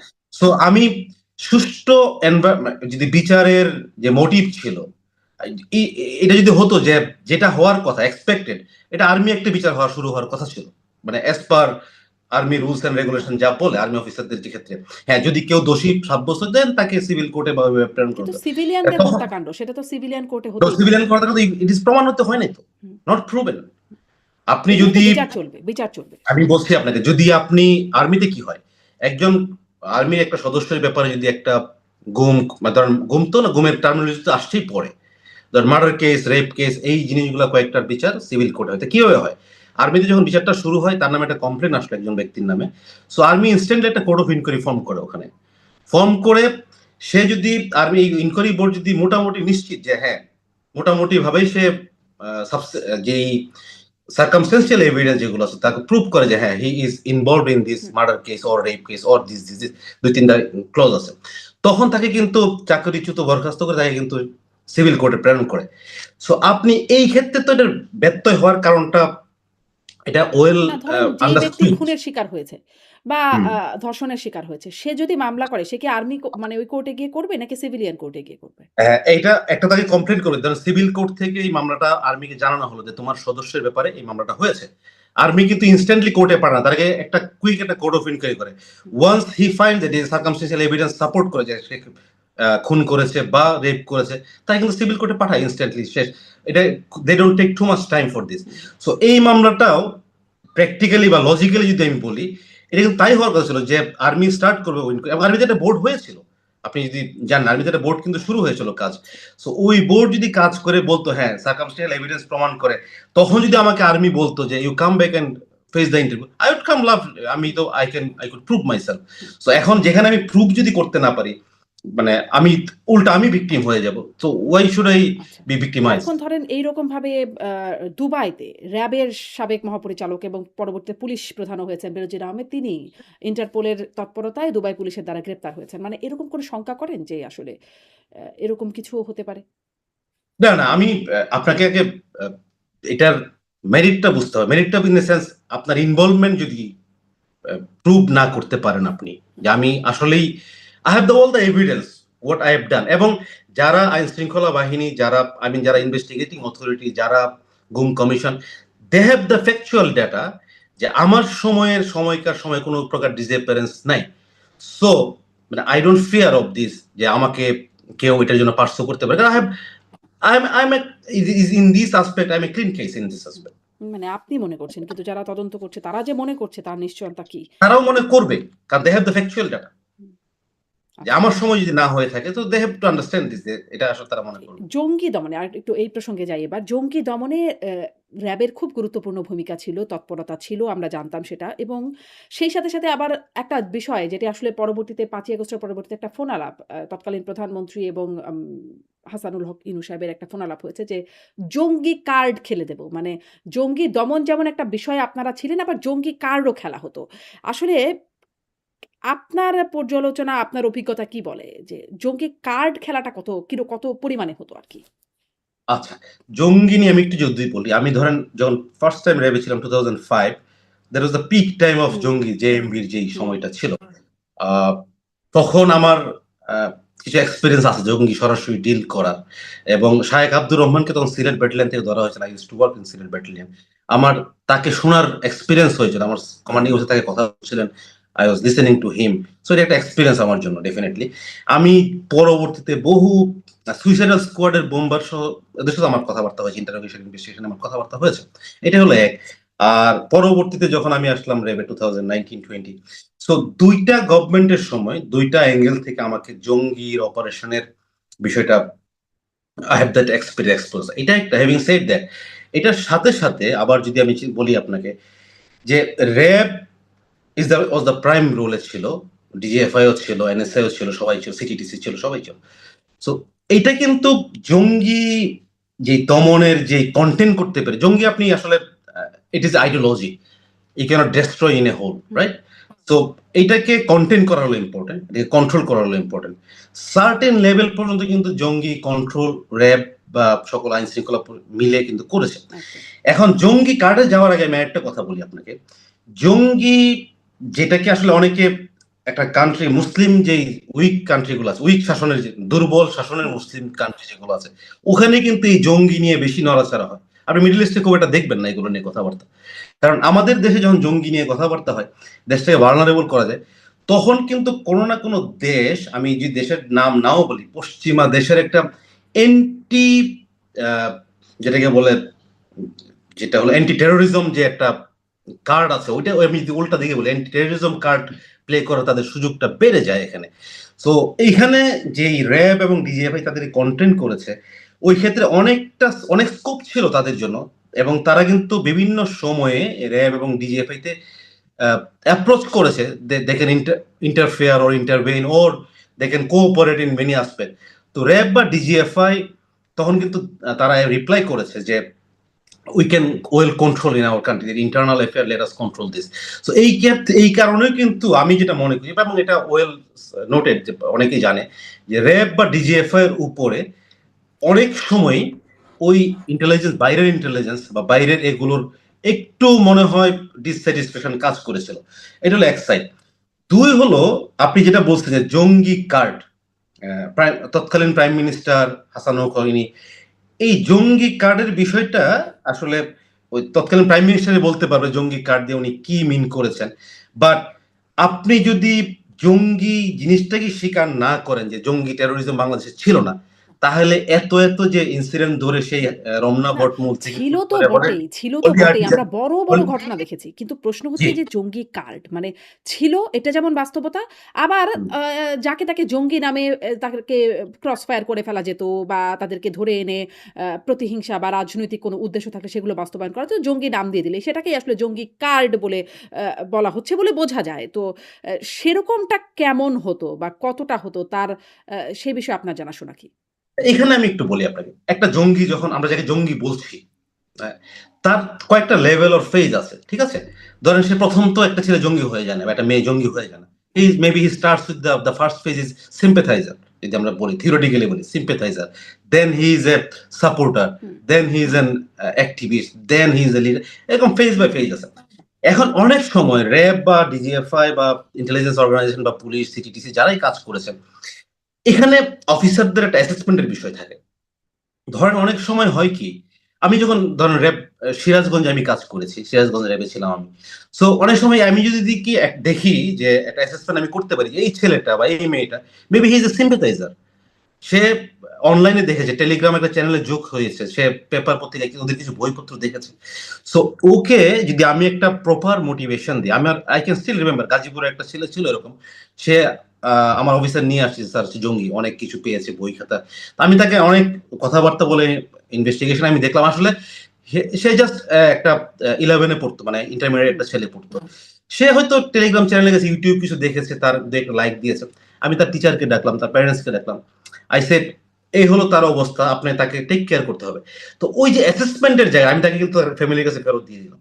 তো ওই অ্যাসেসমেন্টের জায়গায় অনেক সময় মিস্টেক হয়ে থাকতে পারে, যে এই যে ছেলেটা সিম্পাথাইজার, মেবি সাপোর্টার অলসো, তাকে এই বইপত্র দেখেই তাকে জঙ্গি হ্যাঁ, ডিক্লেয়ার না মিস্টেক করে। তো হতেই পারে নিশ্চয়ই। যারা কাজ করে, কাজ করতে গেলে কিছু ভুল হতেই পারে। কিন্তু এই জঙ্গি কার্ড জিনিসটা কি? জঙ্গি কার্ড খেলে দেওয়ার বিষয়টা কি আসলে? এটা আপনি যিনি বলেছেন তার সাথে কথা বললে আসলে ভালো হবে, কারণ I cannot reply what did she mean. Hmm. মানে এগুলোও কি আপনারা সুপিরিয়র এর নির্দেশেই করতেন নাকি আপনাদের নিজস্ব বিচার বুদ্ধিতে করতেন? জঙ্গি আসলে আমি যতটুকু বলি, জঙ্গি নিয়ে সুপিরিয়র নির্দেশের কিছু নাই। আপনার তো র্যাবের ম্যান্ডেট বা র্যাবের চার্টার অফ ডিউটিজ এর মধ্যে আছে জঙ্গি, it is a top priority list. So এখানে আসলে আমার সুপিরিয়র, আমার যে ইন্টেলিজেন্স উইং যে আছে, অপারেশনস উইং আছে, ব্যাটালিয়ন গুলোর প্রাইম ফোকাস হলো জঙ্গিবাদ নিয়ে, প্রাইম। এবং হুম, আপনি জানবেন র্যাবের সবগুলো ব্যাটালিয়নের মধ্যে অপারেশনের পয়েন্ট সিস্টেম আছে। সো জঙ্গি অপারেশনের যেই পয়েন্ট সিস্টেম, ওইটা কিন্তু জঙ্গি অপারেশনের জন্যই ক্রেডিটেড হয় সবচেয়ে বেশি। হুম, হ্যাঁ, তো এই যে প্রায়োরিটি যখন থাকে জঙ্গি আমাকে কন্ট্রোলে রাখতে হবে, কন্টেইন করতে হবে, তখন এখানে আসলে ধরেন গভর্নমেন্টকে স্পেশাল নির্দেশনা দেওয়ার কিছু নাই, স্পেশাল ইনস্ট্রাকশন দেওয়ার কিছু নাই। হুম, এটা ব্যাটালিয়ন লেভেলে যে কমান্ডিং অফিসার যারা আছেন, দে আর ম্যানেজিং, হ্যাঁ, with the discussion of maybe DG ADG এর সাথে কথা বলে এগুলো ডিল করছে। But there is no specific প্রতি সময় হ্যাঁ এটা জঙ্গি ধরতে হবে, করতে হবে। হ্যাঁ, একটা গভর্নমেন্ট ডিরেক্টিভ তো অবশ্যই থাকে, এটা মেবি ডিজি পেয়ে থাকে, ডিজি আমাদেরকে বলেন যে হ্যাঁ এভাবে করতে হবে, এভাবে করে। That's it. আচ্ছা। মানে এই জঙ্গিবাদ বা তার আ রকমই যেটা শুনি যে উগ্রবাদ সেটি আর মানে বিস্তার আপনারা সেই তখন থেকে দেখেছেন। আপনি বলছিলেন বাংলা ভাই শায়খ আব্দুর রহমান তাদেরকে ডিল করা হলো। তারপরে যদিও তখন শুনেছিলাম যেগুলো মিডিয়ার তখনও শুনেছিলাম মিডিয়ারই সৃষ্টি। এগুলোর কোনো অস্তিত্ব নাই। যদিও বিএনপি আমলে সেটি গ্রেপ্তার হলো। তারপরে আবার আওয়ামী লীগ আমলেও এরকম অনেক ঘটনা ঘটলো। আ আপনার কাছে কি কোনো মানে একটা যদি বলি ধারাবাহিক কোনো বিশ্লেষণ আছে যে এখন কেমন অবস্থা? কারণ এখনো বিভিন্ন জায়গায় দেখা যাচ্ছে। সেটাও একটা উগ্রবাদী বলে অনেকে বিশ্লেষণ করছেন, অনেকে আবার করছেন না। যেমন বাংলাদেশে কালিমার পতাকা আ মানে ব্রাজিল, আর্জেন্টিনার পতাকা নামিয়ে ফেলা হোক, কালিমার পতাকা উড়বে এরকম ব্যাপারটা আসছে বিভিন্ন জায়গায়। আ অনেক রকম স্লোগান হচ্ছে, "তোমার আমার ঠিকানা মক্কা, মদিনা" এরকম স্লোগান হচ্ছে।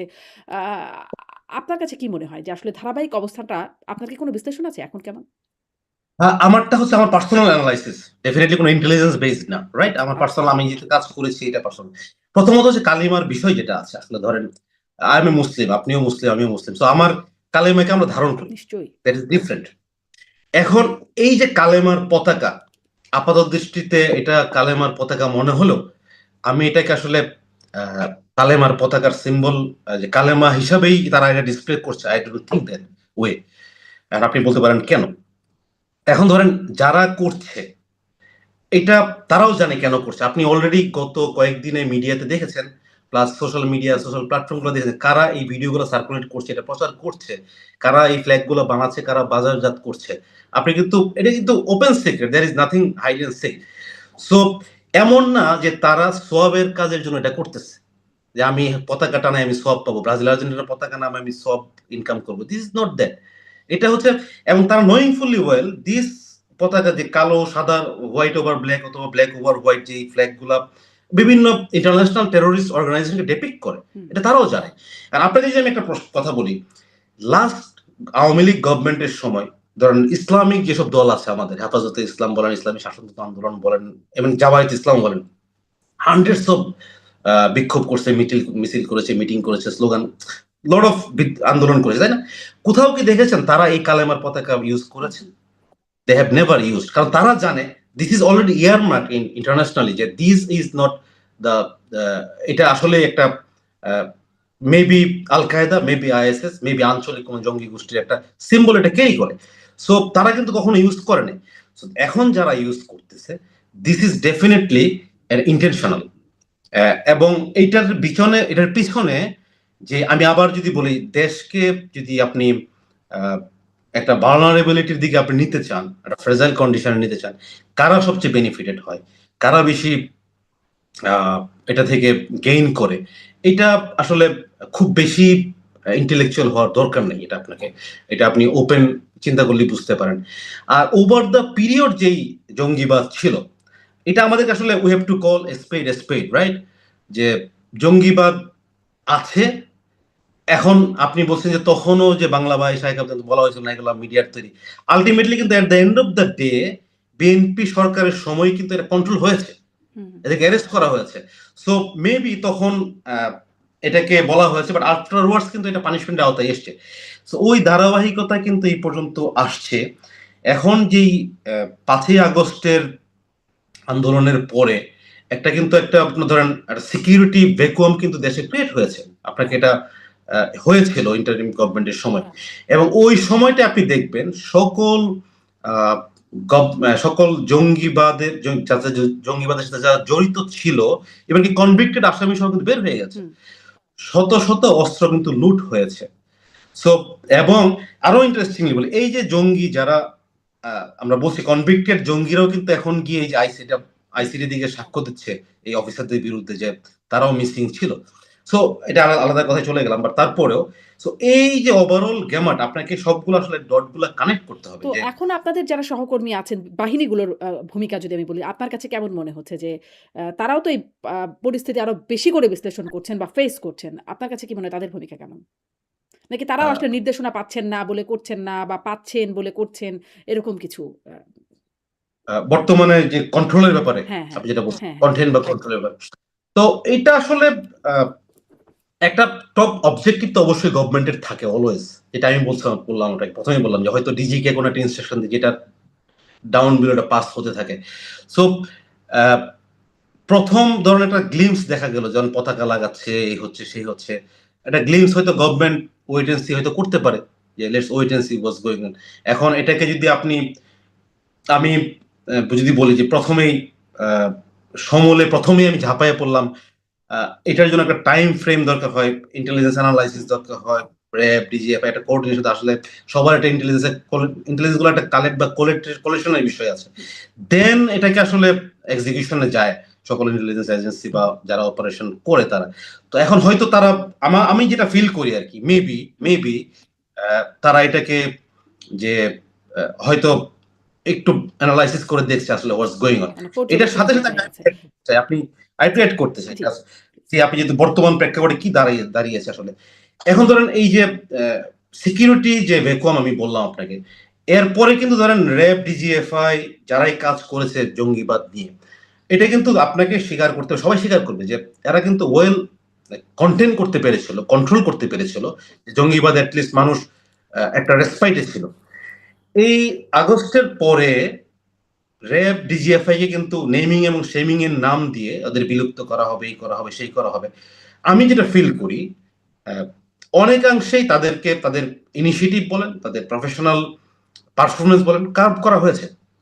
সামটাইমস আমি এটা পার্সোনাল, আমি চিন্তা করি যে যারা আছে ওদের ক্যাপাসিটি এখন পর্যন্ত বিল্ড হয়েছে কিনা এরপর থেকে, কারণ অনেক চেঞ্জ হয়েছে, অনেক শিফট হয়েছে। সো এইটাও বিষয় আছে, হোপফুলি তারা কাজ করছে, আমি ডেফিনেটলি হুম। যারা ক্যাপাসিটি বিল্ডিং এর কাজটাও করছে, হুম, হুম। যেটা মানে কতটুকু আসলে ব্যাপারটা কি এরকম যে তারাও আসলে সাহস নিয়ে কাজ করবে কিনা ওই ঘটনাগুলোর পরে সেটি নিয়ে তাদের মধ্যে একটা শঙ্কা কাজ করবে। আপনার মানে কথা যদি বলি। এক্স্যাক্টলি। আমি যদি আপনাকে বলি, এখন আপনি আমাকে বলছেন যে আমি মামলার আসামি, এখন আগামী 5 বছর, 10 বছর, 20 বছর, 30 বছর পরে কোন একটা পরিবর্তিত পরিস্থিতিতে ওই অফিসার যে আবার একটা সে মামলার আসামি হবে না, হুম, এটা গ্যারান্টি এখন কে দিবে আপনাকে? সো এই যে একটা ডিলেমা এখন ক্রিয়েট হয়েছে যে আপনি আসলে এই র্যাব এবং ডিজিএফআই এই অফিসারদের মামলাটার মাধ্যমে ইনফ্যাক্ট আর্মিকে আসলে ডিফেম করার চেষ্টা করা হয়েছিল, আন্ডারমাইন করার চেষ্টা করে, এটার এফেক্টটা কিন্তু পেতে হবে, এটা কিন্তু না সকল এই ইন্টেলিজেন্স। ডিলেমার মধ্যেও আমরা দেখছি তুরাগে এখনো লাশ ভেসে উঠছে এবং সেখানে পুলিশ সবাই কিছুই জানে না, সবাই অস্বীকার করছে। এখনো দেখছি যে আসলে আ উম মানে হেফাজতে মৃত্যুর ঘটনাগুলো ঘটছে। ফলে আসলে তারা এই শঙ্কাটা সবাই করছে কিনা? নিশ্চয়ই কেউ করছেন। আমি আরো এটা একটু এটা এটা শুধু কেউ না, আমার আমার মনে হয় আমি যদি যে একজন যাদের সাথে আমার কথা হয়, আচ্ছা। আমার এক্স কলিগ, জুনিয়র সিনিয়র অনেক সময় কথা হয় না, সো দিস ইজ, হয়তো কেউ এক্সপ্রেস করবে না জিনিসটা, বাট ইজ নট দ্যাট ইনিশিয়েটিভের বিষয়। আমি যখন আইএসআইএস সাপোজ আমি যখন ক্যাপ্টেন ছিলাম, একটা বয়স থাকে কাজের, আপনার ক্যাপ্টেন মেজর দৌড়াদৌড়ির একটা মানে আমার উইথ অল মাই এফোর্ট, মানে আমি যখন কাজ করতাম I remember those days. So আমার কাছে মনে হতো যে I have to do everything for the country. এখন এই যে ইনিশিয়েটিভের যে বিষয়টা, এই যে একটা ইয়ার বিষয়, তো এখন স্বাভাবিক আমি 2 স্টেপ সামনে গেলে এক স্টেপ আমি পিছাবো, যে জি। আমি কি আমার আবার মনে হয় আমার মনে হয় একদম স্পষ্ট মানে আপনার বক্তব্যটা যে তাদের অবস্থান কি? তারা কোথায় স্বাচ্ছন্দ্যে মানে কত স্বাচ্ছন্দ্যে ঘাটতি তাদের থাকবে কাজে, সেই বিষয়টা মনে হয় স্পষ্ট। আপনি বাহিনীগুলোর কথা শুনছিলাম, আমি একটু সেনাবাহিনীর কথা চাই যে সেনাবাহিনীতে একটা ব্যাপক রকমের ইসলামিকীকরণের একটা বিষয় শোনা যাচ্ছে। আ সেখানে আসলে ধরেন কদিন ধরে আলোচনা হচ্ছে শিখা অনির্বাণ সেটা নিভিয়ে ফেলা হয়েছে। অজুহাত হিসেবে বলা হচ্ছে যে মিতব্যয়িতা বা ব্যয় সংকোচন, জ্বালানির খরচ কমানো ইত্যাদি কারণে। আবার দেখা যাচ্ছে ৪ খলিফার নামে নতুন ব্যাটালিয়ন করা হয়েছে। আগে যেখানে একটা মোটামুটি ধর্মনিরপেক্ষতার জায়গা একটা ছিল, এখন মোটামুটি ইসলামিকীকরণ। সেটি আসলে ভালো না খারাপ সেই বিশ্লেষণ আমি জানতে চাইছি না। আমি চাইছি আসলে এটি হলো কিভাবে, কবে থেকে বা কেন?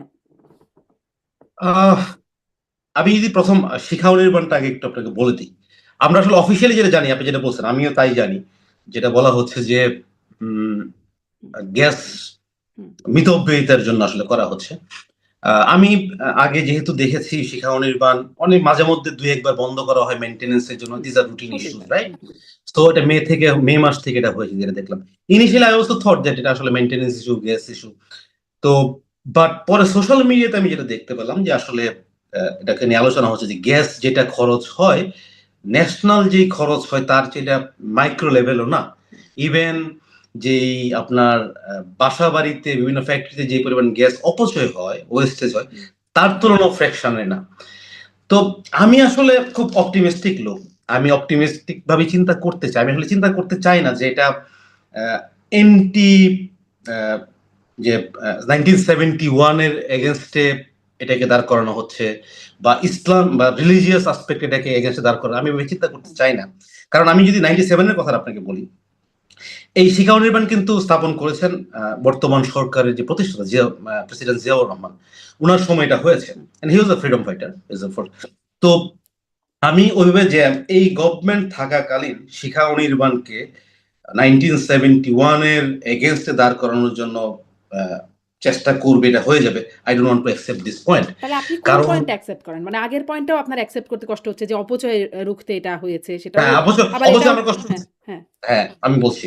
তো এখন ধরেন তাহলে আহ, তাহলে আসলে যদি আমি 1971 কিনা রিলিজিয়াস পয়েন্ট যদি আমি বলি, এটা আসলে কোনোভাবেই যে রিলিজিয়াস সাংঘর্ষিক আমি কখনোই এভাবে চিন্তা করিনি। হুম, হুম, এবং অনেকে চিন্তা করবে কারণ দিস ইজ এ ন্যাশনাল প্রাইডের জায়গা, একটা কালচারাল প্র্যাকটিসের জায়গা, একটা হিস্ট্রির জায়গা। সো এখানে রিলিজিয়াসের কোনো সংঘর্ষের কোনো কারণ নাই। তা আমি আসলে এটা বিশ্বাস করতে চাই না, বাট যদি এটা হয়ে থাকে তাহলে আসলে এটা দুঃখজনক। বাট যেহেতু সেনাবাহিনী একটা স্টেটমেন্ট দিয়েছে, ইনসাইড স্টোরি কি এটা শুধু আমি অ্যাজাম্পশন বানাতে পারি, আমি এটাকে একটা কমেন্ট করতে পারি, বাট আসলে এটাকে আমি একটা ডিডাকশনে পৌঁছাতে পারি না যে হ্যাঁ এই জন্য এটা হয়েছে। বাট আমি বলছি দিজ আর দ্য স্পেকুলেশন। কিন্তু আপনি কি এইখানেই বলতে পারেন যে সেনাবাহিনী থেকে আসলে কি এই যে ইসলামিকীকরণ হয়েছে, এটি কি হয়েছে? নাকি এটাও মানে স্পষ্ট না? ইসলামিকীকরণ বলতে আসলে আমরা যেটা মিন করছি এখন, আপনি বিএম এর কথাও বলছেন, আমি বিএম এর কথায় আসছি, ব্যাটালিয়নের নামকরণ নিয়ে যেটা হুম, বলছেন। সেনাবাহিনী যদি আপনি আপনার আত্মীয় স্বজন বন্ধু বান্ধব থাকে, যদি কথা বলেন, আপনি টকশো ছাড়া যদি নর্মালি কথা বলেন, সেনাবাহিনীতে আমি অন্য বাহিনী নেভি এয়ারফোর্স সেম বা অন্য বাহিনী যেগুলো আছে আমি অ্যাজিউম করি সেমই হবে। যে ধর্মীয় মূল্যবোধ আমরা যেটা বলি, আপনি হুম, মুসলিম আমি হিন্দু অমুক খ্রিস্টান অমুক বৌদ্ধ যে যে থাকবেই। ধর্মের আছেন, হুম, ধর্মীয় মূল্যবোধের প্র্যাকটিসটা এট হাইয়েস্ট লেভেল আপনি ইউটিলাইজ করতে পারবেন। আপনি নামাজ পড়বেন, পূজার সময় ছুটি যাবেন, পূজা করবেন। These are very well practice. এবং আহ, সেনাবাহিনী একটা জায়গা যেখানে সৈনিক মেস বলেন, অফিসার মেস বলেন, দুইটা জিনিস ডিসকাশন নিষিদ্ধ। একটা হচ্ছে রিলিজিয়ান, একটা হচ্ছে politics. Hmm, you cannot discuss religion, you cannot discuss politics, is a clear. এটা আমাদের ছোট সময় ট্রেনিং থেকে এটা কিন্তু শেখানো হয়েছে, no religion no political discussion in the mess. So ইসলামীকরণ যেটা অনেকে ফ্লেভার পাচ্ছে, আসলে আমি বিএম এর নামকরণ নিয়ে যদি আমি বলি, বাংলাদেশ মিলিটারি একাডেমিতে যেই নামকরণ গুলা হয়েছে, ধরেন আমরা যখন ট্রেনিং করি, ওই ব্যাটালিয়ন, জাস্ট একটু ক্লারিফিকেশনের জন্য বলি যে first Bangladesh battalion, second Bangladesh battalion, ওখানে একটা ব্যাটালিয়ন আছে যেটাকে বলা হয় ফার্স্ট বাংলাদেশ ব্যাটালিয়ন। এটাতে হলো একজন ব্যাটালিয়ন কমান্ডারের আন্ডারে ধরেন সকল ইনস্ট্রাক্টর হুম, সকল কিছু ওরা একটা অর্গানোগ্রাম রেডি আছে। ওখানে 4টা কোম্পানি বীরশ্রেষ্ঠদের নামে হয়েছে। বীরশ্রেষ্ঠ জাহাঙ্গীর, হুম, তারপর Rouf company, Hamid company, Mostafa company, Nur Mohammad company, 5টা company. So they are the national heroes and I consider them to be national leaders as well, hmm, যেহেতু তারা সুপ্রিম স্যাক্রিফাইস করেছে। এখন পিএমএ যদি হয়ে থাকে, বাংলাদেশ মিলিটারি একাডেমি যদি হয়ে থাকে লিডারশিপ ক্রিয়েটের, এটা বলা হয় ক্রিয়েটর অফ দ্য লিডার্স, এখন এটা বলা হয় maker of the leaders, sorry maker of the leaders. So লিডারদের নামেই, ন্যাশনাল লিডারদের নামেই, এবং একটা কমপ্লেক্স ছিল বঙ্গবন্ধু কমপ্লেক্স, আবার জিয়াউর রহমান অডিটোরিয়াম, এগুলো কিন্তু ন্যাশনাল লিডারদের নামে হয়েছে ওখানে। সো এইটাকে ন্যাশনাল লিডার যদি আমরা ডেপিক্ট করতে পারি যে লিডারশিপদের নামে, তো যদি ইসলামের 4 খলিফা নামে হয়ে থাকে নামকরণগুলো, they were also Muslim leaders, Islamic leaders.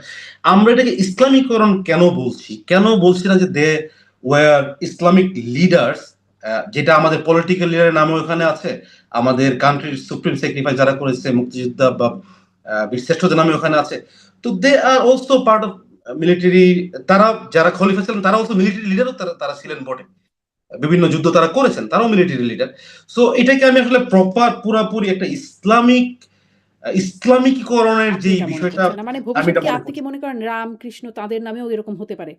সামনে কোনো আহ, হতেই পারে? এটা আই হ্যাভ নো ক্লু, কারণ নাম জি, কৃষ্ণ, জি। এটা আসলে আমি আপনার কমেন্ট করার আমার ফুটিং থেকে বলা আমিও ডিফিকাল্ট। শুধুমাত্র কথার কথা হিসেবেই বললাম যে যদি ইসলামিক লিডারদের নামেও হতে পারে মানে এরকমও যেহেতু আসলে আপনিও বলছিলেন যে একটা মানে আমরা একটা ধর্মনিরপেক্ষ ভাবমূর্তি জানতাম মানে জেনে আসছি। ফলে এটা এটাই আছে কিনা সেজন্যই আপনাকে এই প্রশ্নটা করছিল। খুব সংক্ষেপে এখন আসলে টুকটাক কিছু জিনিস একটু জানি আপনার কাছ থেকে অনেক সময় ধরে কথা বলছি। আপনি না, কি ঠিক জানেন আছে। শুরুতে একটু গুম নিয়ে কথা বললাম তো বেশ অনেকক্ষণ। স্বরাষ্ট্রমন্ত্রী বর্তমান স্বরাষ্ট্রমন্ত্রীও গুমের শিকার হচ্ছেন সালাউদ্দিন আহমেদ। আপনি কি সেই প্রসঙ্গে কিছু শুনেছেন? যেমন আপনি ইলিয়াস আলীর প্রসঙ্গটা বলছিলেন যে আপনারা জানেন যে এরকমটা হয়েছিল।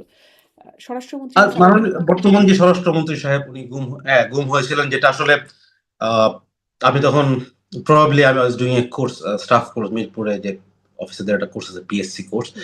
আমি তখন করছিলাম। তো তখনকার প্রেক্ষাপটে আপনি যা জানেন আমিও তা জানি, আপনি যা জেনেছেন আমিও তা জেনেছি। আপনি বলতে আই মিন দা সাধারণ জনগণ পেপার পত্রিকায় হুম। যেটা দেখেছে যে আসলে উনি গুম হয়েছেন, উনি ইন্ডিয়াতে গিয়েছেন, ইন্ডিয়াতে ওনাকে পাওয়া গেছে। সো 2016 প্রবাবলি 15-16 এর সময়, আমি যদি ভুল না করে থাকি। সো তখনকার সময়ে আহ, এটার ইন্টেলিজেন্স কি হয়েছে, কেন হয়েছে, কে হয়েছে, আমি আসলে একজন জনতার মতোই আমি জানি। সো কিন্তু এই যে এটাতে তাকে ভারতে পাঠিয়ে দেয়া হলো, এরকম এই গুম কমিশনও বলেছে যে এরকম খুব প্রপার চ্যানেলে না, খুব উঁচু মহলের নির্দেশ থেকে এরকম করে দেওয়া হতো। ২ পক্ষের একটা মিউচুয়াল ব্যাপারে মানে এর মধ্যে একটা সমঝোতা ছিল। এই বিষয়ে কি জানতেন যে গুম হওয়াদেরকে ভারতে পাঠিয়ে দেওয়া হয় সেটা কিভাবে হয়? পাসপোর্ট গুম ভিসা হওয়া ছাড়া? ভারত, আমি একটা সালাউদ্দিন সাহেবেরটা শেষ করি, স্বরাষ্ট্রমন্ত্রী।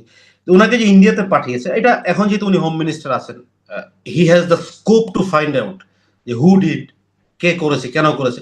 তো এটা বের করা উচিত আসলে, কাদের মাধ্যমে হয়েছে, কেন হয়েছে, কিভাবে হয়েছে, যেহেতু এটা, এবং অবশ্যই একটা নিন্দনীয় কাজ, আমি অবশ্যই বলবো। আর বাকি যেটা আপনি বলছেন যে ইন্ডিয়াতে গুম হয়ে পাঠিয়েছে, এটা আসলে আমার কাছে সামটাইমস মনে হয় যে যে স্ট্রিট স্লোগান আছে না, রাস্তায় দাঁড়িয়ে স্লোগান দিলাম, কথা বললাম, ইন্ডিয়াতে পাঠিয়ে দিয়েছি, ইন্ডিয়া থেকে নিয়ে আসছে। সো যে কেউ কি বলতে পারবে আসলে যে কে করেছে এটা স্পেসিফিক্যালি, ইভেন যে কার সময় হয়েছে, কোন স্পেসিফিক রেফারেন্সে কেউ কিছু বলতে পারবে যে ওই লোকটাকে এটাই পাঠানো তো হয়েছে? বিশেষত্ব। মানে আইন শৃঙ্খলা বাহিনী যেমন তার নিজের পরিচয়, পোশাক, আইডি কার্ড ইত্যাদি তার কাছে থাকে। গুম যখন হয় তখন সে তার পরিচয় দেয় না। সাদা পোশাকে তুলে নিয়ে গেল, মাইক্রোবাসে করে তুলে নিয়ে গেল। কে নিয়ে গেল, কেন নিয়ে গেল, কোথায় নিয়ে গেল কোনো সন্ধানও থাকে না। পরিবার কার কাছে যাবে সেটাও বোঝে না। থানায় গেলে বলে আমরা জানি না। ফলে সেটা আসলে কিভাবে বলবে যে কে হয়েছে? কিন্তু ঘটনাগুলো যে ঘটেছে স্বরাষ্ট্রমন্ত্রী বলছেন যে এরকমটা হয়েছে বা যারা ভিকটিম তারা একই রকম কথা অনেকেই বলছেন। তো দিস, আমার এটাতে আমার স্ট্যান্ড পয়েন্ট ইজ ক্লিয়ার যে স্বরাষ্ট্রমন্ত্রী মহোদয় যেহেতু নিজে এফেক্টেড, এবং এরকম আরো অনেকে এফেক্টেড, যদি আপনি যে ইন্ডিয়ার কথা বলেছেন, ইন্ডিয়াতে পাঠিয়েছে। So this is the time for them and time for him, the স্বরাষ্ট্রমন্ত্রী, to exactly sort it out, hmm. কখন হয়েছে, কার দ্বারা হয়েছে, কে করেছে, find it out, bring them to the justice, that's it. আচ্ছা। আরেকটা একটু শুনি যে আরেকটা অন্য বিষয়। এবারে আসি যে গাইবান্ধার রামমূর্তি বানানো হচ্ছিল একটা, সেটি স্থগিত হয়েছে আপনি দেখেছেন। সেখানে হরিদাস চন্দ্র তরণী একজন ছিলেন যিনি আপনাদের সময়েই সম্ভবত বা আগে পরে কখনো র‍্যাবের হাতে কয়েকবার গ্রেপ্তার হয়েছেন। তিনি এখন এটার অর্থায়ন করছেন। এবং এখানে নানান রকম কথাবার্তা শোনা যাচ্ছে যে রংপুর ভারত দখল করে নেবে ইত্যাদি ঘটনা। মানে সেই ব্যক্তি সম্পর্কে কোনো বিষয় আছে যে এই রহস্যময় ব্যক্তি কে? ও আমার কাছে এটা, ও একটা ইন্টারেস্টিং ক্যারেক্টার হ্যাঁ, আমি হ্যাঁ। বলবো। ওর নাম দুইটা, তৌহিদ ইসলাম হ্যাঁ। এন্ড হরিদাস চন্দ্র হ্যাঁ, তরণী। তরুণী বা সামথিং হুম, এরকম নাম, রাইট? সো এই লোকটাকে আমার সময় না, আমি তো তারপরে চলে আসছি 2022 সামটাইমস এটা হয়েছে। হুম। সে তখন মুসলিম ছিল, মানে নামে তৌহিদ মুসলিম, ইসলাম ছিল, হ্যাঁ। তৌহিদ ইসলাম। মুসলিম অবস্থায় সে নিজেকে তৎকালীন প্রাইম মিনিস্টারের ফ্যামিলি মেম্বারদের প্রোটোকল অফিসার হিসাবে তাকে বিভিন্ন জায়গায় পরিচয় দিচ্ছিল। সে পরিচয় দিয়ে বিভিন্ন জায়গায় চাকরির প্রলোভন দেখিয়ে, পোস্টিং এর কথা বলে, চাকরির কথা বলে বেশ কয়েক কোটি টাকা তখন নিয়েছিল। হুম, হুম। এবং এইটার রেফারেন্স ধরে তৎকালীন এনএসআই এবং র্যাবের যৌথ একটা অপারেশন হয়েছিল। হওয়ার পরে তখন র্যাব ফাইন্ড আউট করেছিল যে সে আসলে হিন্দু, যে হি ইজ নট মুসলিম, কারণ সে আইডি ইউজ করার জন্য সেটা করেছে। এবং তখন র্যাব ফাইন্ড আউট করেছিল যে তার অনেক মানি ট্রানজাকশন আছে, ব্যাংক ট্রানজাকশন আছে, এগুলো অনেক কিছু আছে। তার অরিজিনাল নাম হলো যেই হরিদাস চন্দ্র পাল তরুণী, এবং তার বাড়ি ছিল বগুড়া। এই লোকটা কিন্তু আর্লি যে ইন্ডিয়াতে ছিল, দেন সে 19 বছরে বাংলাদেশে ফেরত আসে, ঠিক আছে। আসার পরে সেই মুসলিম হয়, তারপর আবার বিয়ে করে ধর্মান্তরিত অনেক তারে। এখন রিসেন্ট গত 2-2.5 বছর মেবি, টাইম ফ্রেমটা আমি করতে পারি, যে ওই রংপুর অঞ্চলে গিয়ে সে এই ক্রাউড ফান্ডিং শুরু করে মন্দির বা মূর্তি বানানোর নাম করে। এখন যখন সে হরিদাস চন্দ্র পাল হয়ে গেছে, তরুণী নাম, সনাতন ধর্মাবলম্বী যারা তারাও তো নিজেদের ধর্মের প্রতি অনেকটাই, সবাই সবার ধর্মের প্রতি সিনসিয়ার, তো তারাও ভাবছে এখানে একটা পুণ্যের কাজ হবে, তো ডোনেট করলো। ডোনেট করার পরে সে কিন্তু ক্রাউড ফান্ডিং অনেক টাকা পয়সা নিয়েছে। এখানে আবার অনেকে বলে থাকে পার্শ্ববর্তী দেশের ইনভেস্টমেন্ট আছে, ওখান থেকে সে ক্রাউড ফান্ডিং করেছে। সো আমার কাছে যেটা মনে হয়, প্রাইমারিলি সে আসলে একটা ফ্রডল্যান্ড অ্যাক্টিভিটিস থেকে কাজটা করেছে, প্রাইমারিলি, যে এটাকে সে টাকা পয়সা ইনকামের একটা ব্যবস্থা করেছে। বাট যখন এটাকে কাজ শুরু হয়েছে, বাট এর হাইট নিয়ে অনেক কর্নার থেকে আলোচনা শুরু হয়, দেন অন্য কারো ইনভলভমেন্ট, অন্য কোনো দেশের ইনফ্লুয়েন্স, স্পেশালি ভারতের কথা মানুষজন বলছে, ভারত থেকে বলেছে ইন্ডিয়া কি বলে রংপুরে করে নাও, এই কথাগুলো এসছে। তো এই কথাগুলো আসলে নট অ্যাকসেপ্টেড, যে আপনি অন্য দেশের একটা জায়গা দখল করে নিবেন। আবার এটা কিন্তু আসলে রেসিপ্রোকাল। দেখেন আমাদের থেকেও কিন্তু কথাবার্তা আমরা বলেছি যে 7 সিস্টার খেয়ে দিব, গিলে ফেলবো, অনেক কথাবার্তা হয়েছে। So I want to consider that this are the আসলে slogan and all this. So আপনি ইচ্ছা করলে রংপুরকে দখল করতে পারবেন না, ইচ্ছা করলে আপনি 7 সিস্টার দখল করতে পারবেন না। এটা আসলে বর্তমান পার্সপেক্টিভে ওয়ার্ল্ড ডোমেইন এটা হয় না। সো ওইখানে আসলে হরিদাস চন্দ্র পাল, আমার অ্যাসেসমেন্ট প্রাইমারিলি সে ফ্রডল্যান্ডে টাকা ইনকাম করার জন্য করেছিল, বাট দেন এটা টার্ন হয়ে যায় আসলে একটা রিলিজিয়াস একটা আসপেক্টে চলে যায় জিনিসটা। এই যে পার্শ্ববর্তী দেশ বলার সাথে, সাথে মনে হলো যে মানে সাবেক সেনাপ্রধান ইকবাল করিম ভূঁইয়া তিনি বলেছেন আদালতে সাক্ষী দিতে গিয়ে যে ডিজিএফআই এর অফিসে কাজ করত। রয়ের অফিসাররা বসতেন। মানে আপনারাও ডিজিএফআই কাজ করেছেন। রয়ের অফিসারদেরকে চিনতেন, জানতেন যে কারা আসলে বা কারা সেই পারপাস সার্ভ করেন? ইন্টারেস্টিং। এটা খুবই আমার কাছে প্রথমত হচ্ছে Iqbal Karim Bhuiyan sir, he is very, আমাদের সেনাপ্রধান ছিলেন। সো সেনাপ্রধান অবস্থা, তার যেই জ্ঞান, উইজডম আর রেসপেক্ট টু দ্যাট, এটাকে কোয়ান্টিফাই করার যোগ্যতা আমি রাখি না। এটা প্রথম সাইড, আমার পার্সোনাল ইস্যুস। বাট ডিজিএফআই এর আমি আপনাকে প্রথম যেটা বলেছি যে এক ডেস্ক আরেক ডেস্কের খবর পায় না। এখন উনি যে, আমি পুরাটা সেক্টর নাম পড়েছি, যে উনি যেটা বলেছেন যে দোতলায় ওনার রেওয়ার একটা অফিস ছিল। দোতলাটা হলো ডিজির সেক্রেটারিয়েট, ঠিক আছে, ডিজির সেক্রেটারিয়েট। ওখানে ডিজির যে স্টাফরা থাকে, ডিজির অফিস থাকে, ডিজি কে সাপোর্ট করার জন্য অ্যাডমিন অফিসগুলো থাকে, ওগুলো সবগুলো ডিজি সেক্রেটারিয়েট। এখন রয়ের অফিস ছিল, রয়ের কর্মকর্তারা তো এই দেশে আছে, বাংলাদেশে এটা সকল প্রায় ডিজিএফআই পৃথিবীর প্রায় 50টা দেশের ইন্টেলিজেন্সের সাথে কোঅর্ডিনেশন করে। এটা MI6 বলেন, সিআইএ বলেন, বলেন, সবার সাথে রেগুলার এটা কিন্তু ইন্টারাকশন হচ্ছে। ডিজিএফআই হেডকোয়ার্টারের ভিতরে মিটিং হচ্ছে, বাইরে মিটিং হচ্ছে, কোন একটা রেস্টুরেন্টে মিটিং হচ্ছে, বাট মিটিং তো হচ্ছে। এটা তো coordination, cooperation, sharing of intelligence ইনফরমেশনের পার্ট। সো বাট এই যে থিঙ্কিং প্রসেসটা যে এর অফিস ডিজিএফআই তে ছিল, এটা আমার কাছে, মানে আমি যেহেতু চাকরি করেছি, আমার কাছে একটা উইয়ার্ড থিঙ্কিং ছাড়া আমার কাছে এটা কিছু মনে হয় না আসলে। কারণ আমি নিজে কখনো আমি এটা চাকরি করার সময় শুনিনি যে রয়ের অফিস, হ্যাঁ রয়ের অফিসার, আমি রিপিট, রয়ের অফিসার বাংলাদেশের, আর যারা আমি যেটা বলি যে বাংলাদেশে যেসব হাই কমিশন বা এমবিসিতে সকল ইন্টেলিজেন্স অফিসার চাকরি করে, আমাদের ইন্টেলিজেন্স অফিসার কিন্তু আমাদের যেসব হাই কমিশন এমবিসিতে আছে তারা কিন্তু ওখানে চাকরি করে। দিস ইজ অলমোস্ট সকল দেশেই জানি। So this is not a very secret news, this is an open secret বলা যায়। সো এইটাকে এখন বর্তমান পার্সপেক্টিভে, যেহেতু এখন ধরেন এর কথা বললে, ইন্ডিয়ার কথা বললে একটা আলাদা, মানে কি বলবো এটাকে, যে কালার ধারণ করে। আমার কাছে স্যার কোন পার্সপেক্টিভে বলেছে উনি বলতে পারেন, বাট আমি আমার আন্ডারস্ট্যান্ডিং থেকে, আমার এক্সপিরিয়েন্স থেকে আমি বলতে পারি এটা আসলে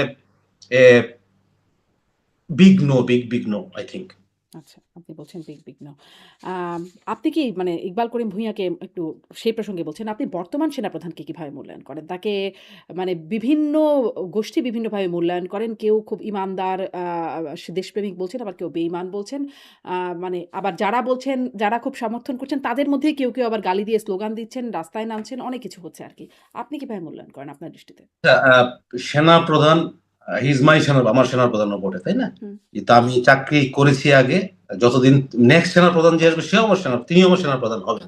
এটাই বাস্তবতা। হুম, তো সেনা প্রধান উনি যিনি আছেন বর্তমানে, তো স্যারের যে ধরেন career, wisdom, knowledge, experience, rank hmm. এই সব কিছুকে আবার বলি কোয়ান্টিফাই করার আ স্পষ্ট। লেভেলে আমি না, I am too small to comment on his qualifications and all this. But যেহেতু উনি আর্মিকে লিড করেন এবং বাংলাদেশ আর্মি আসলে run by chief of army staff এবং তার instruction direction one man army বলা যায় যে হুম, সকল ডিসিশন মেকিং এর রেসপন্সিবিলিটি ওনার। তো আর্মিকে নিয়ে রিসেন্ট গত ২ বছর ধরে মানুষের একটু জেনারেল মাসের একটা আ পারসেপশন ডেভেলপ করেছে। ডেফিনিটলি এটা অনেক সময় ধরেন আমরা স্কুলের টিচারকে কেন ভয় পাই বা রেসপেক্ট করি?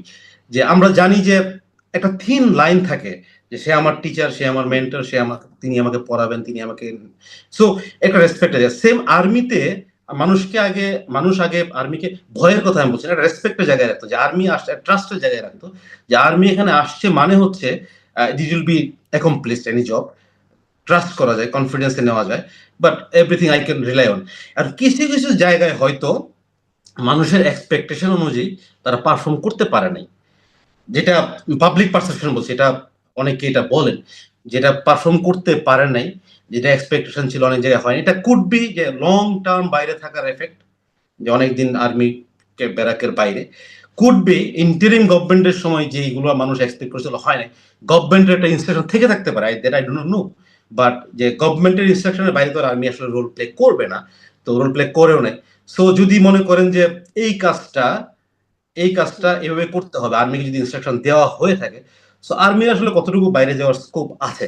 তো এখন যেইটাই মানুষের স্যাটিসফ্যাকশন, ডিসস্যাটিসফ্যাকশন এর জায়গাটা যেহেতু ক্রিয়েট হয়েছে, এইটার আসলে সেনার প্রধান যেহেতু স্যার, সো আ উনি আসলে ওইটাকে লিড করছেন। তো আমি মনে করি যে over the period of time মানুষের আস্থা আবার আগের জায়গায় ফেরত যাবে। যদি কোন ডেন্ট হয়ে থাকে আদৌ হুম। আসলে। ইট উইল আচ্ছা, বি আমি একটু মানে একদম শেষ প্রসঙ্গে খুব ছোট করে জানতে চাই। আপনি শুরুতেই বলছিলেন যে ২০২২ সালে আপনাকে একটা পরিস্থিতির প্রেক্ষাপটে দেশ ছাড়তে হয়েছিল। কেমন পরিস্থিতির প্রেক্ষাপটে? এটা আসলে আমাকে যেটা আ তার আগে আপনাকে আমি একটু বলি। একটা পয়েন্ট আমি এড করে নিই। ধরেন অ্যা আমি আগের পয়েন্টের সাথে এড করব। অফিসারদের যে আপনি বলছিলেন মাঝখানে যে অফিসারদের যেই আ ওখানে যারাই যায় তারাই কি এভাবে কাজ করে কিনা, কি করে না করে।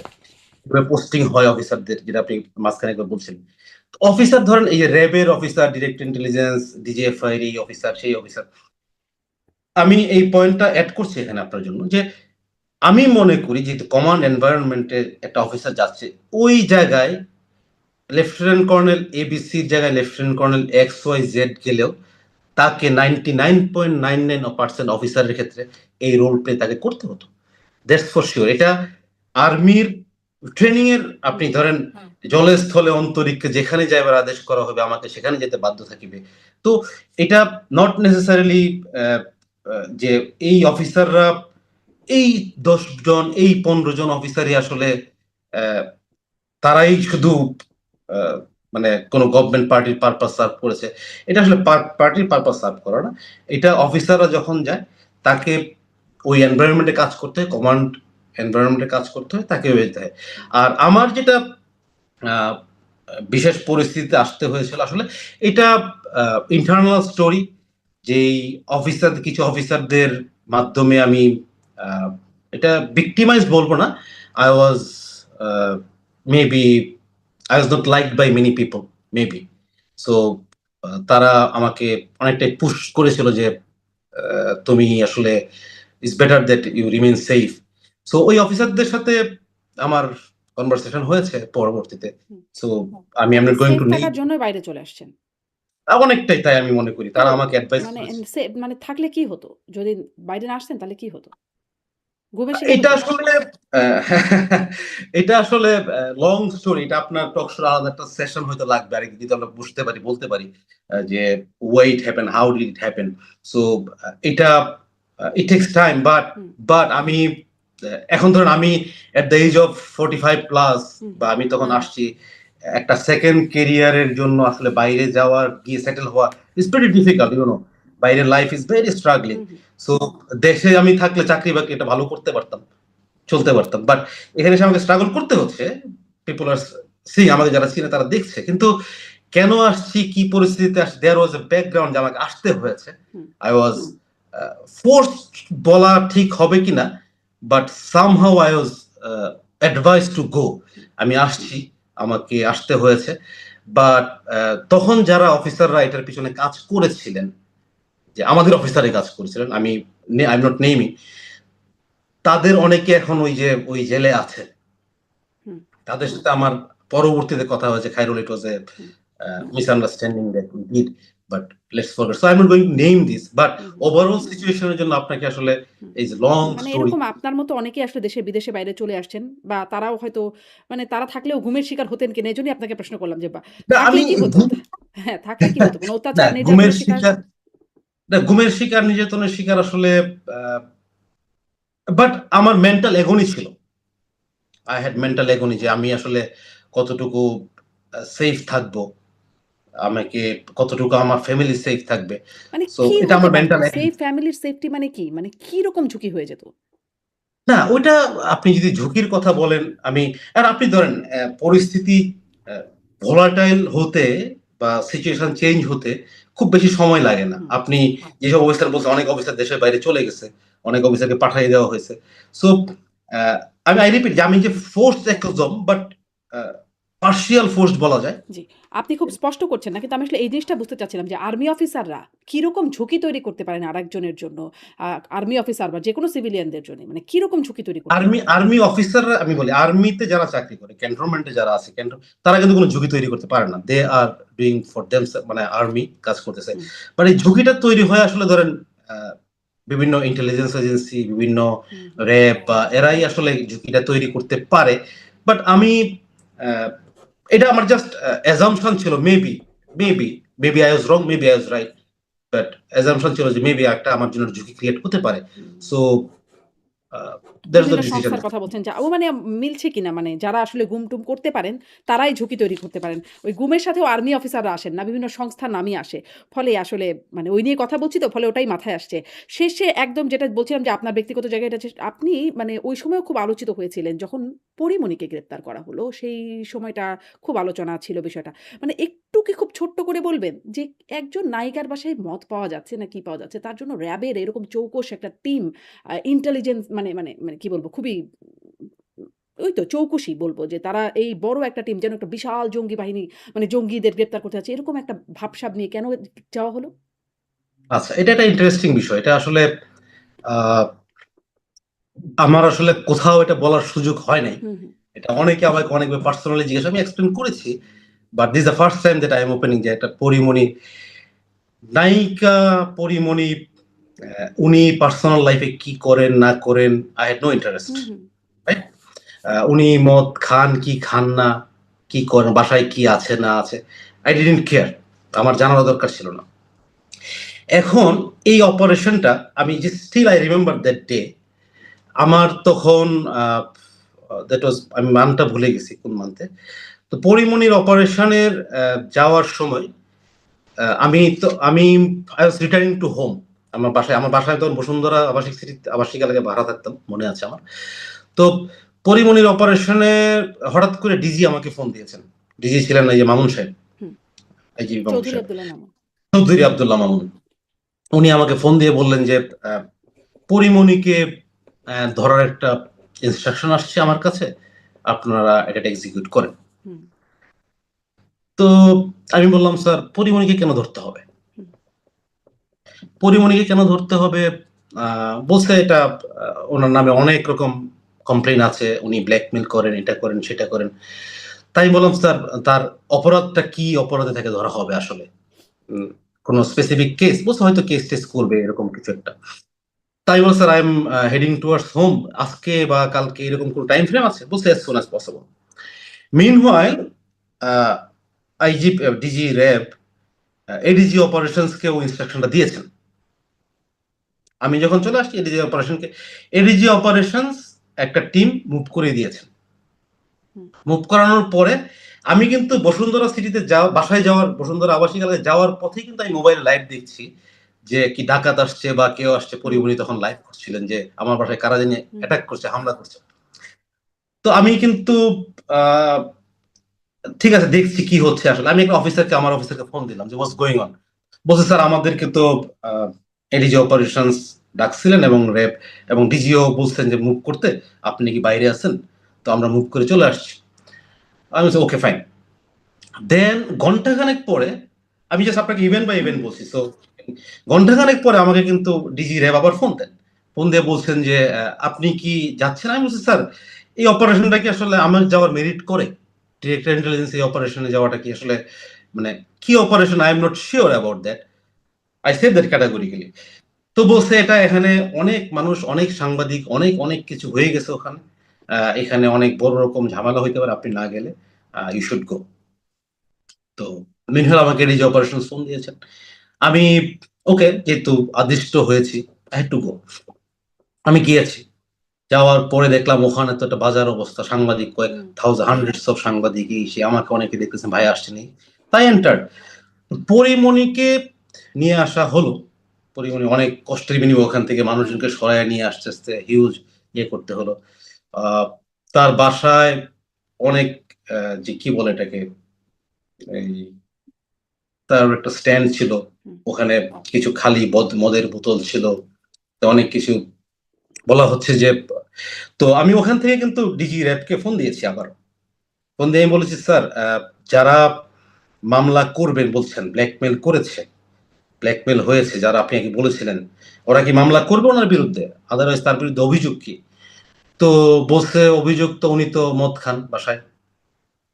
উনি তো বাসায় মদ টদ খান। মদ তো স্যার খাওয়ার লাইসেন্স অনেক থাকে, সার্টিফিকেট থাকে, কুড তো যাই হোক ওনার র্যাবের ডিজি যেহেতু আদেশ করেছেন, এডিজি বলেছেন, ওনারা বলেছেন, আমি পরিমণিকে নিয়ে র্যাব হেডকোয়ার্টারে চলে আসলাম।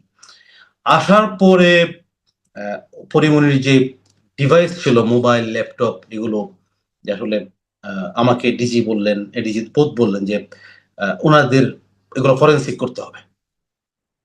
তো ফরেনসিক করতে হবে। ফরেনসিক ইয়ার কি বলে এটা আপনাকে, র্যাবের ইন্টেলিজেন্স উইং একটা ফরেনসিক ল্যাব আছে, ফরেনসিক করা যায়। আবার ফরেনসিকের জন্য পুলিশ আছে, সিটিসিতে আছে, এনটিএমসি তে, সব জায়গায় ফরেনসিকের সিস্টেম আছে। তো মিডনাইটে এট অ্যারাউন্ড 12-12:30 আমি I left that RAB headquarter.